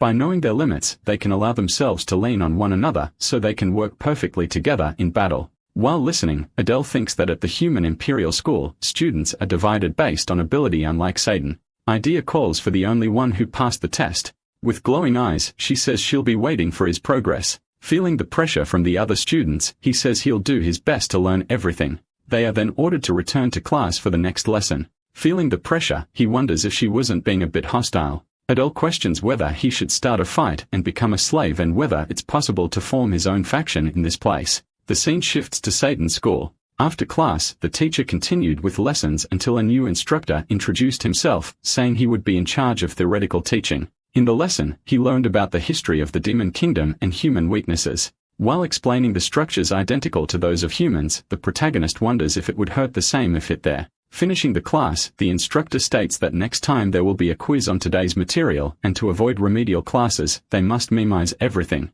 The book is closed. With a sigh of relief, he lays on the desk and thinks it's the same method used in his old school. Even though it was his first day, he already felt defeated. Meanwhile, the students were already getting to know each other. Crying, he thinks is alone just like before without friend, but something catches his attention. He notices that same girl who was using human healing powers standing up. He thinks now is the time to talk to her, so he walks over to her desk. In his presence, she notices him. He introduces himself as Adele and says it's a pleasure to meet her. All the students stop what they were doing to witness the scene, which makes him wonder why everyone is staring at them. Embarrassed, she says it's a pleasure too. That makes him think that whenever two half-demons do anything, and he realizes she's uncomfortable and should leave the conversation for later. He says goodbye to the girl, who replies with a simple goodbye. As he walks away, he thinks about going to the bathroom to recharge his loneliness mana. On the way, he runs into Samuel near a door. They stare at each other, both uncomfortable with the encounter. Samuel appears irritated, asking if it's him again. Adol smiling says he was already leaving. Samuel insults him, calling him a disgusting creature that also irritates him. He reacts with sarcasm, suggesting that his family must be wonderful. Samuel, surrounded by green aura, becomes furious at the provocation. He further insults him, saying something had to be truly rotten to create talking trash like him, clenching his teeth. The boy doesn't want to let it go. More intensely, he says he's going to destroy him and lick him in pieces. Adol senses the hostility and thinks that if Samuel is an obstacle, he must be eliminated. Something like a thorn appears in front of him. With blue aura, he considers ripping off Samuel's arm with magic. That makes him think that if he used magic, he might be able to take an arm without anyone caring. But before the attack, the two are interrupted by someone. The instructor appears between them, smiling and telling them to sit down. Samuel backs off a little. Meanwhile, Adele wonders how the instructor appeared so quickly. Samuel activates his green aura, ready to act. Holding a knife, he suspects the instructor has unlocked both his and Samuel's powers. The instructor smiles, adjusts his glasses, and asks everyone to return to their seats. Samuel walks away while Adele watches, impressed by the instructor's ease. The girl sees Samuel returning to his seat. Instructor Robolt introduces himself and says he'll be teaching magic. Adele smiles, thinking it's natural that someone from Satan would be such a skilled instructor. An image shows someone writing while reflecting on how magic isn't a talent, but a skill. Sitting, he thinks that maybe magic is more academic than it seems. The instructor explains that to learn magic, they need to understand the attributes. He lists earth, water, wind, fire, darkness, and light as the 6th attribute. Adele thinks most people have 1 attribute, but he might have 2. He reflects that the bear's family has darkness, but is unsure about the arson family. Robolt explains that today they will discover each person's attribute. He shows a purple orb and instructs them to place their hand on it to reveal the attribute. He asks them to form a line, while Adele decides to go last and observe. Akeda places his hand on the orb, which glows red.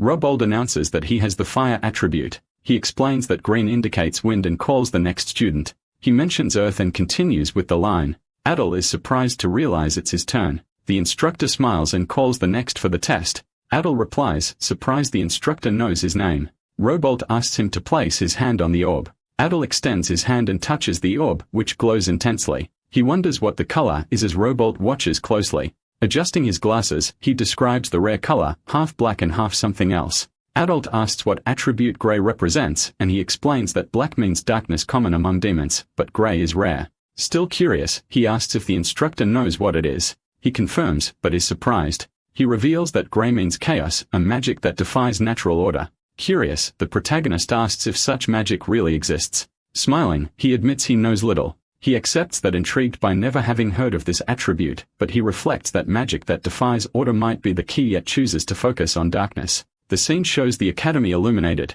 Back in the classroom, Adol thinks about the gray attribute. While thinking, he doesn't notice someone approaching with glowing eyes. Laurel surprises him and he asks what she's doing behind him. She's surprised he detected her stealth technique. Adol, confused, asks if it's a stealth technique. Laurel, thoughtful, says that's not the point, leaving him even more confused. She leans in and asks with a challenging look what he was thinking about. With another question, he wants to know what she means, but she quickly tells him to stop pretending to be dumb. She looks at Samuel and implies Adele provoked him. He admits he couldn't stand being provoked, and she's surprised. Annoyed, Laurel reminds him he just messed with Samuel's family. He calmly replies that outside forces don't enter Satan, so it doesn't matter. Laurel retorts that's not the point. She asks if he really doesn't understand. She explains that it's not just rivalry between demons, but about Samuel's family. Crossing her arms, she sighs frustrated. She says she's going back and asks him to be careful. Thoughtful, he wonders if that was a warning about Samuel's family. He decides to focus since it's the last class and watches to see who the instructor will be.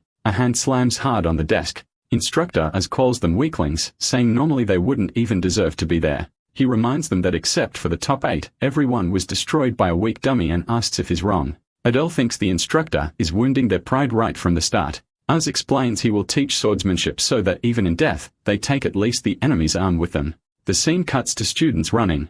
Az, arms crossed, shouts that the foundation of swordsmanship is physical strength and technique improves with endurance. Exhausted, the students run. Adele thinks he's going to die and wonders how much longer is left. Az calls out Laurel and Samuel, who are cheating. He angrily asks who told them to use mana to run. They apologize. Az yells that they'll start all over again and both react in despair.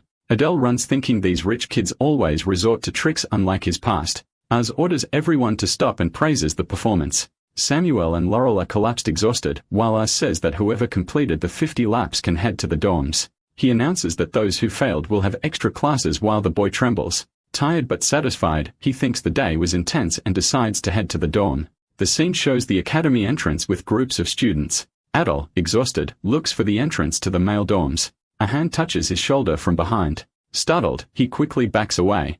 Then he turns surprised. Seeing Renee, he wonders what she's doing there. Curious, he asks if Renee is going to the dormitory. She confirms she is. He asks how her first day went but hesitates. Nervous, he wonders if someone upset her, thinking the situation might be misunderstood. Renee stares at him and says something is missing. She clarifies his training is missing and suggests they do a warm-up together. Even tired, she asks if he'll help her. He thinks she really never gets tired while she suggests they go to a nearby training area. Adele agrees, thinking that training with a descendant of a deadly sin will be beneficial even if tough. The scene shows the side of the academy. The aerial view reveals a wide training area full of students working out. He observes the place full of equipment and thinks this will help him improve his stamina. Renee points to a heavy bar and asks if he wants to start with that. He asks to try it first. Smiling confidently, he says he's been trained for years and that this is nothing as he gets ready under her watchful eyes. Adol strains intensely, his face twisted in pain and sweat, trying to lift the bar. Renee watches him disappointed and says he's too weak, advising him to stop before he hurts himself. Collapsed in exhaustion, he thinks his body can find all its life, still can't handle it, while Renee with ease gets ready to lift the same weight. She lifts the heavy bar over her head, impressing him and making him think how amazing she is. He concludes that he truly can't compare even with brute strength and that he needs to train a lot more. The gym shines under the daylight. Adel comments that it's been 2 hours already and suggests they wrap up and head back. Renee agrees and he offers to walk her to the dorm entrance. He thinks that beyond just today, she's been training hard lately. Curious about her condition, he decides to check quickly while she changes. Her status screen appears showing her stats in mana, 1297, 1321. Adele notices that despite the training, her mana only increased by 24, thinking it's a slow growth phase and considers providing an elixir. Renee nearby says she's done changing. Curious, she asks what he's doing. Adele smiles nervously and says, yes, they should go. Aerial view highlights the academy's grand architecture. In front of the entrance, Adele tells Renee to get a good rest and she wishes the same to him, smiling. Sweaty and exhausted, he thinks he's about to collapse and needs to rest. The camera focuses on the building's facade with arched windows. Climbing a staircase, he looks at a paper confirming his room number is 407. Now in the hallway, he confirms he's on the 4th floor. He wonders who his roommate will be, hoping for someone skilled and with a good personality, maybe to bring over to his side. Excited, he imagines it might be his first friend in a demon realm, which feels thrilling. Opening the door, he sees Samuel sitting on the bed with a lollipop. Adol stares as the other glances sideways, irritated. Neither understands the situation. Gritting his teeth, he wonders why that guy is here. Samuel, angry, glares at him, ready to respond. Slapping the table, he shows impatience. Frustrated, he thinks the situation is really a mess. Samuel, biting the lollipop in irritation, thinks that of all people, he ended up sharing the room with that guy. The two stare at each other confused.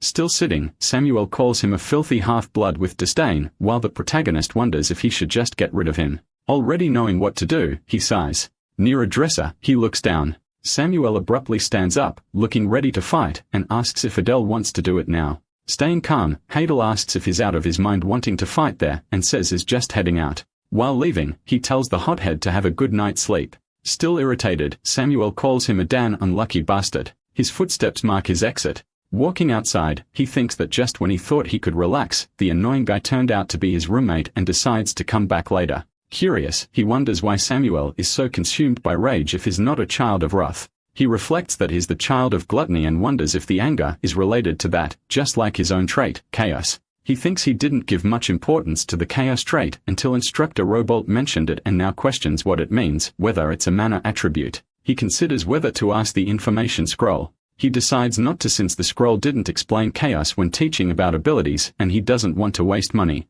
Walking through a green area, frustrated by not knowing anything, he thinks maybe he should just find a place to train his mana technique. With a serious expression, he searches for a spot. He looks up and sees a small bird in a tree, thinking it's a sparrow. Watching the bird, he thinks it's not exactly a sparrow, but there are birds here too and finds it cute. With a serious gaze, he observes the bird. He thinks that even in Satan, creatures from outside wander around. Meanwhile, a bird with glowing red eyes appears in the background. The scene shifts to the academy at night with windows lit under a purple sky. A door opens slowly, revealing a glow of light. Entering the room, he sees Samuel sleeping on the bed and thinks it's good that he's already asleep. Throwing himself onto the bed, completely exhausted, Heidel thinks he's so tired, he'll pass out instantly. Lying down, he thinks he should at least do a bit of mana training. He quickly falls asleep with a purple aura lighting up the room. Seconds later, a shadow is cast beside him. Samuel stands next to the bed, looking down at him with glowing green eyes. Samuel keeps watching Adele sleep. He thinks even his sleeping face is dumb and irritating. He reflects that Adele insulted his family, but he won't be the first to apologize. He sighs in frustration, thinking he doesn't want to waste energy on someone like him, but he remembers the presence Adele displayed in class, which made his heart race. Sitting on the bed, he feels a familiar pain and wonders why. He trembles, surprised as a purple aura begins to envelop him. He hunches over, groaning in pain as the energy consumes him. With a sweaty and contorted face, he realizes the gluttony frenzy has started again. The green energy glows and he feels as if his organs are drying up. Adel shifts in bed, while Samuel struggles against the pain. Looking at him, he thinks he'll have to face that arrogant face until morning. The scene shifts to the academy tower during the day. Adel sits up in bed and wonders what time it is. He hears birds and sees sunlight entering through the window. He looks outside wondering if the same bird from yesterday has returned. He smiles, finding it curious there's a non-cadet life form in Satan. Opening the window, he wonders if someone's trying to spy on him. He suspects it's instructor errors and decides to use mana scanning. He confirms it's a living creature, not an illusion. He wonders if he should try taming it with food and calls out to it. He figures Samuel has already gone to eat and decides to go before breakfast ends. With an awkward smile, he thinks he got lost again trying to find the dining hall. Outside, the building's windows are lit by the sun. In the classroom, Instructor Idea enters and greets everyone. Sitting down, he laments missing breakfast and fears he won't be able to focus. Idea stands at the front, announcing she has something important to say. Smiling, she reveals that today she'll choose the class president. The students murmur, surprised by the sudden decision. A student asks how the president will be chosen. Idea explains there was going to be a vote, but she'll name the person herself. Laurel smiles, confident and smug. With a radiant glow, she says she'll lead the class alongside someone. Smiles softly, thinking that like in the drama, Laurel will end up leading too. He imagines that with his personality, Samuel also wouldn't be president. Laurel beaming declares that everyone should serve her as their king. Adel thinks that despite her lack of intelligence, her charisma is excellent. A student suggests the protagonist as class rep, but another hates the idea of a half-demon in the role. They also discuss Samuel, but another says is scary, while Adel thinks it's nice to hear his name mentioned. Thinking of the ideal person, he believes it should be Laurel. She asks the teacher not to delay and to announce it already. To everyone's surprise, the teacher announces that the chosen one won't be the girl. This causes her to react in shock. In a loud voice, she declares who the new representative is. She picks Adol as president, thinking he seems capable. Hearing this leaves him stunned, unsure how to react. Instructor Idea, with a glowing aura and eyes, considers the risk of naming a half-demon. She calls him President Adol and asks him to lead the class well. Idea explains she has to teach another class, but will make a few announcements first. She announces that for the midterm exam, there will be practical training. Samuel grumbles in annoyance upon hearing about the training. Idea continues saying the training will be in teams of 3, and they must form teams by the end of the day. Adel thinks about the exams and the training, concluding he'll likely get involved, killing humans, considering it essential in combat with a violent mental image. With a threatening smile and red eyes, he reinforces that killing is essential. Idea ends the class and calls on Cadet Laurel, who looks at her in surprise. Smiling, she warns that if Laurel speaks informally again, she'll have extra classes. Adel chuckles, thinking the instructor is putting fraud in her place. Laurel reacts with a frustrated groan. The instructor tells the president to hand in the team list during the last class and tells everyone to give their best today. Adel thinks about team formation, wonders where they'll train, and if they'll use the dummies the instructor made earlier. With arms crossed, he concludes that if it's those dummies, they won't need teams. He recalls that in the drama, it wasn't time yet for the attack on the human world. He decides that either way, he needs to form a solid team, glancing sideways at the pink-haired student, thinking he's already chosen. 2 people are walking and point out that someone is moving. One of them looks to the side seriously. Instructor Errors appears imposing and angry. In her office sits Instructor Idea. Az bursts in yelling, "Instructor." He stands furious in front of her desk, asking what she was thinking. She smiles, saying it's nice to see his serious face again, calling him senior. Az replies curtly that that's not what he came to hear. He angrily questions her for appointing Adol as class president. Idea explains that it was done that morning and that he as a senior should know. Irritated, Az says appointing him implies something she surely understands. She confirms she does, but remains calm. She explains that the command over classer is temporary. Az scolds her, still calling her crazy. His face tense with rage. He insists she change the class president immediately. Instructor Idea stares him down with a serious, piercing look. Tension fills the room. Instructor, arms crossed, listens to Az, who glares at her with fury. She responds firmly and directly. No. He reacts with frustration, clutching his head like he's losing his mind, while she watches him calmly as he spirals. With serenity, she says she likes the student, praising his skill and noble lineage, and comments that is different from the arrogant hairs of the 7 deadly sins. He retorts that verified identity doesn't equal trust. Nothing is more dangerous than a dull blade. She sighs, closes her eyes, and relaxes slightly, leaning into her chair. She then declares that she'll handle her class alone, admitting that while she's new, she trusts her instinct for talent. Furious, he shouts her name with force. Facing away from the room, he seems frustrated and curses the situation.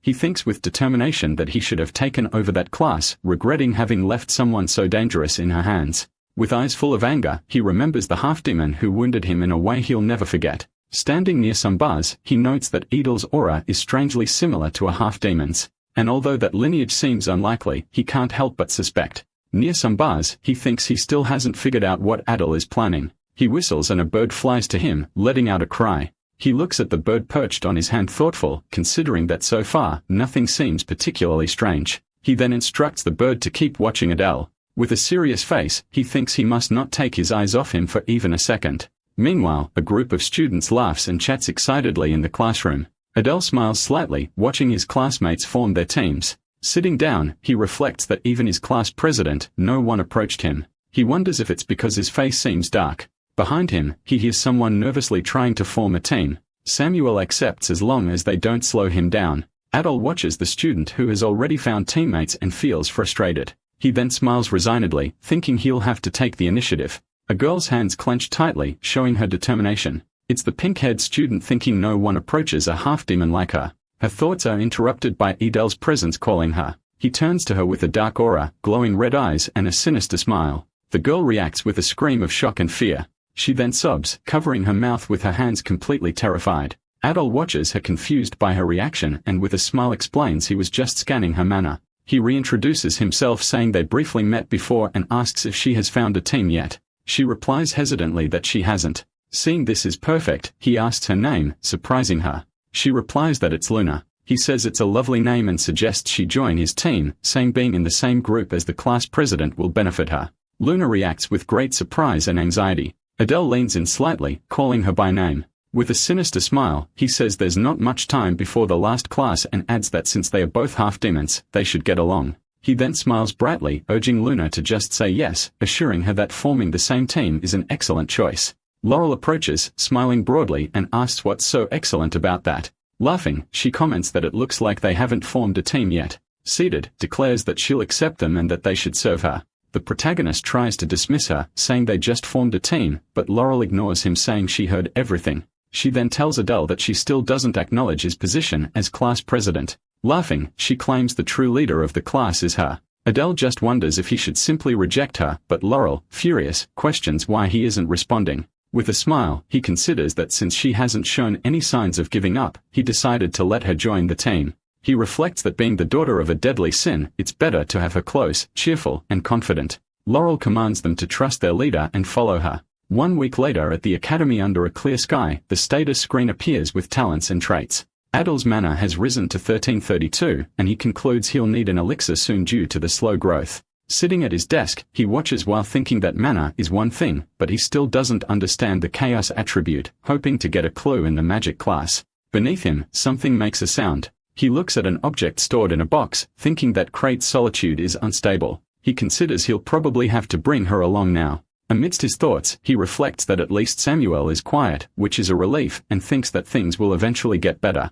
The scene shifts to the academy tower. In the classroom, the instructor enters, greeting everyone with a smile. Watches her, thinking she seems excited today, and wonders if something good happened. At the front of the class, the instructor announces that today's lesson will be special, saying they'll have outdoor practical training. Adel reacts surprised, thinking that they'll finally do practical training, but finds the outdoor part strange. She smiles, announcing they'll leave Satan and head outside. She informs them the place is called Oregon, and Adel reacts with surprise. He realizes, shocked, that Oregon is the prison where humans who didn't return during the war were held. The instructor explains they'll travel on a dimensional train and asks them to follow her. The students, including Adel, observe, some excited to leave the academy, thinking it sounds fun to go outside even if it's not a holiday. Adel thinks everyone's excited just to leave. They'll be shocked once they find out what Oregon really is. A dark image of Oregon appears while it reveals a special opportunity more important than the training, something the protagonist could obtain first. Feeling apprehensive, he wonders if he'll manage to find that opportunity while avoiding so many eyes, noting that the strength of the guards won't be negligible.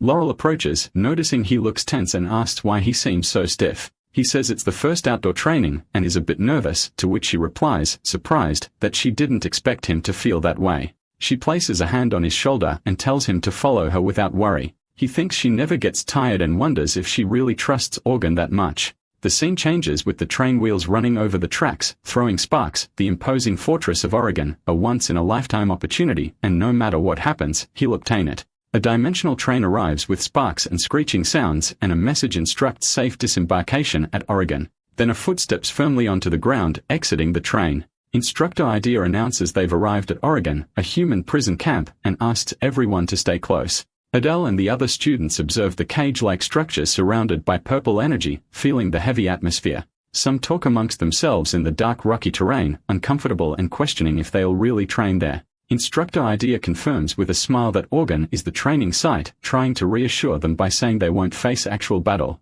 Discreetly, Adele thinks it's a twisted hobby to say that, knowing well what really happened. Uniformed guards approach, and one of them suspicious asks where the group came from. Confirming they have permission, Adele thinks the guard is strong at the level of an instructor, and the pressure is noticeable. The guard confirms the authorization and instructs them to follow.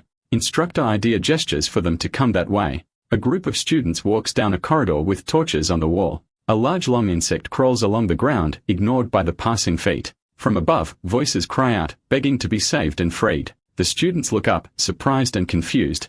Adele and Laurel are among the students, observing the place with expressions of shock and disapproval. Some students cover their noses, commenting on the strange smell and the feeling that something might jump at them. Adele watches the others while Samuel walks by seemingly unfazed. He even thinks it's weird how unaffected he is. The group stops looking around. Adele reacts with surprise as a bright light surrounds the area, indicating a magical reaction. Looking up, he sees the imposing and dark fortress of Oregon. In the foreground, he thinks that is the true nature of Oregon. A wounded and marked human prisoner is seen behind the bars of a place known as Hell. Several thin and ragged prisoners are seen behind the bars sitting down. Instructor Idea walks between the cells explaining that the humans imprisoned there attacked the demon realm and were involved in brutal crime. From atop the steps, she addresses the students saying they must be curious about the training. She stops in front of a kneeling prisoner surrounded by dark energy and with a slight smile, tells everyone to pay attention. The prisoner squirms and screams, overcome with fear. She touches his face while he stares at her frozen. With glowing eyes, she holds an energy orb and orders him to swallow it, promising it'll be quick. Samuel watches the scene with a strange smile, and behind him, Luna covers her mouth horrified. The dark mass engulfs the prisoner who screams before disappearing. An explosion of energy and blood fills the space, leaving the students shocked. Adele turns trying to shield himself from the blood and lets out a disgusted noise. Idea smirks and says the task is simple, kill a human in your own way. Luna and some students react with nausea while Adele remains silent in the back. Even in the face of such a cruel death, he feels calm, thinking maybe it's because he's in sync with Adele. He walks forward with determination, intent on surviving, changing that world's fate, and fulfilling Arinadel's wish. Instructor Idea stops in front of Adele, standing in the middle of the blood, and asks if the class president has any last words. He approaches the bars with a knife in hand, ready to back. The blade gleams as it's aimed at the chest of a bound prisoner. Adele focuses while the prisoner trembles under his gaze. With hatred, the man shouts that he wishes he had killed more demons and that the humans will win. A sharp blow is heard followed by violent splashes. Covered in blood, Adele smiles, finding the death even more satisfying after those words. He steps away from the cell while Idea applauds, saying it was perfect. She turns to the class and orders them to enter a cell and begin their training. Shortly after, she asks the half-demons to step aside, leaving Luna in a panic. The instructor tells them to stand off to the side while Adele watches, noticing the separation. He realizes there are others like them there, but Luna seems more shaken. Idea then explains that the other cadets have specific prisoners to kill. A group of thin and weary prisoners kneels in a line. Adele observes and realizes they are all half-demons. The instructor says they need to prove they're different from the traitors while focusing on the marked faces of the prisoners. One of the cadets reacts with disgust and anger. He yells that the prisoners know how much they made them suffer and lands a violent kick. Adele watches silently thinking, it's begun. Cries for help echo through the place and Adele just looks up with a heavy expression. Samuel is overtaken by a monstrous entity of green energy that commands, devour them. Luna, in tears and sweating, screams in pure despair, clutching her head with both hands. With a sinister smile and glowing green eyes, Samuel thinks he doesn't even need magic to kill. Luna remains curled up, hiding her face while letting out moans of suffering. Arms crossed, Instructor Idea stays watchful. Adele notes that it would be bad if she noticed Luna's state.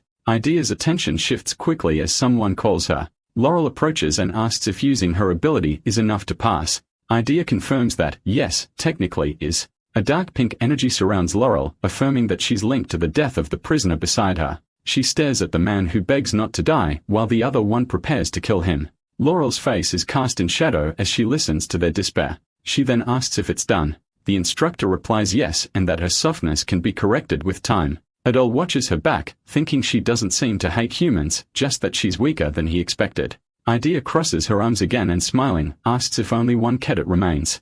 Luna's face appears sweaty and panting, overtaken by dread upon hearing her name. With a challenging smile, the instructor demands that she show who she really is. Adele watches, concerned, thinking it'll be a problem if she fails now. Overwhelmed by fear, Luna backs away, thinking she can't do it and begs for freedom. Luna kneels on the ground, defeated. With tears and sweat running down her face, she thinks she's pathetic and that even wanting to avenge her mother, she couldn't do anything. Her hands press into the floor with force, showing her frustration at being powerless. Adele approaches and calmly asks if she's okay. She looks at him, surprised, and he just smiles gently, asking her to wait a moment. Standing between her and the prisoner, he announces that he'll help her with the training. Luna widens her eyes, shocked and frightened by the idea. With a light smile, Adele picks up the knife and says they can begin while the prisoner is still there. He holds her hands over the knife, telling her she needs to do it even if she's afraid. Still calm, he asks her to relax for a moment while she is terrified. Together, they hold the knife, guided by him, who tells the prisoner that everything will be fine. Luna's face twists in tears and fear of the situation. A close-up shows a tear running from her eye, shining under the light. Adele places a hand on her head and makes a soft sound. She looks at him, surprise. He smiles still with his hand on her and congratulates her for doing a good job. Then he smiles slightly, glancing to the side, thinking it could have been much worse. Instructor Idea, arms crossed, states that it's obvious what happens to a half-demon who doesn't kill a human, expulsion or worse. She turns to the class president, repeating the title, not understanding what he was thinking. With a defiant smile, she asks if he really believes Luna passed after that. He responds confidently that, yes, Cadet Luna passed. Idea's surprise is immediate. Adele explains that according to her own words, all it took was to kill using the skill, and he helped her because he recognized her value as a healer. Idea reacts in shock and asks if by that logic, he wouldn't help someone without talent. With a cold smile, he confirms that, of course, if they had no talent, he'd leave them behind. A close-up on Idea's face shows a slight smile as if analyzing everything. She gestures and comments that he does whatever he wants, but warns she'll remember his words, asking them to wait while she checks the others. Adult sweating discreetly thinks he avoided a crisis and that it's good his answer pleased her since she wouldn't stand a chance against us. He looks at Luna who sits with difficulty and says it seems like she managed to pass. She asks, uncertain if he's serious. Relieved, she looks at him and murmurs before fainting. She falls into his arms, unconscious from relief, and he holds her thinking everything is fine now. Standing beside her, he says she can rest easy. With a dark smile, he thinks the real game is about to begin. He knows Organ from the inside, and there's still time. On the ground, a purple light shines brightly suggesting the start of something important. He moves down a dark corridor, passing a guard who doesn't even notice his presence. With a tense expression, Adol thinks the security is tight as expected, and to find the opportunity, he'll need to go underground. Adol becomes fully enveloped in a dark and purple aura, preparing for something. He looks at his hand wrapped in dark aura, thinking it worked. He's definitely stronger now. Adol, hidden by the darkness, peeks around a corner, thinking that covering himself in shadow lets him sneak effectively, and he just needs to reach the entrance to the underground tunnel. Still surrounded by the dark aura, he passes near a guard who's looking straight ahead. The guard slightly turns his head, indicating he sensed something, while Adol quickly moves in his aura. With a surprise and sweaty expression still in the aura, he wonders if he's been discovered. The guard looks directly in Adol's direction with a glowing red eye, revealing he detected him. The guard turns his back, seeming to interact with something. Adol thinks he felt a subtle shift, identifying the guard as being from Oregon and realizing he needs to move fast. Then a stone wall appears, possibly the entrance to the underground tunnel. Finding an empty cell on the first floor, he notices there's a passage inside it. He prepares to use his technique, Position Swappy Yui, surrounded by blue energy. He uses the technique, moving quickly with a blue glow and trails. He stops suddenly with a focused expression reacting to something. Adol looks up in surprise, identifying a pressure mechanism and thinking he expected something like this, but now wonders how to descend. Falling into the void, he thinks about the depth the protagonist reached in the drama and decides to use that counting 1-2. With his eyes closed and surrounded by aura, he keeps falling counting up to 6. He throws a glowing knife downward, shouting now at the right moment. Wrapped in blue energy and digital fragments, he activates the technique Position Swap via. His feet hit the ground with impact surrounded by blue energy and kicking up dust. Looking at a dark and damp corridor, he realizes he's reached the underground channel. Adol, now with a knife in hand, thinks the next step must be the poisonous black slime. 3 poisonous black slimes emerge, and he thinks their poison is lethal on contact. Surrounded by a dark aura and preparing his technique, Fang of Darkness, Black Blade Vibi, he decides to aim for the slime's core from a distance. Several blades of darkness surge toward the slimes, piercing them with impact. Smiling, he thinks that knowing their weakness makes the black slime easy to deal with. He is now near a dark body of water, thinking that now he just needs to go in. He dives into the water, creating bubbles and a purple glow. Sinking into the dark water, a voice instructs him not to go any further, saying the great evil is dead, leaving him confused. Submerged, he reflects that he never wrote about a great evil and wonders if that demon, leader of an old rebellion, was too strong even for the Demon King. Adel looks at a light at the bottom of the water, thinking he'll find out when he gets there. He emerges from the water with effort, gasping for air. He wonders if he's reached the right place, his hair and clothes soaked. In front of him is a chained skeleton in a dark room. The white skeleton reveals a pulsing heart inside its rib cage, and he thinks this is the opportunity. He smiles confidently and extends his hand toward the heart, thinking that he's finally going to grab it. But he suddenly looks surprised and confused. The skeleton's heart glows a deep red and beats strongly in reaction, and he thinks, shocked, about the heart. The skeleton moves suddenly, its heart glowing red, sweating, and with a face twisted in terror. He thinks this is madness.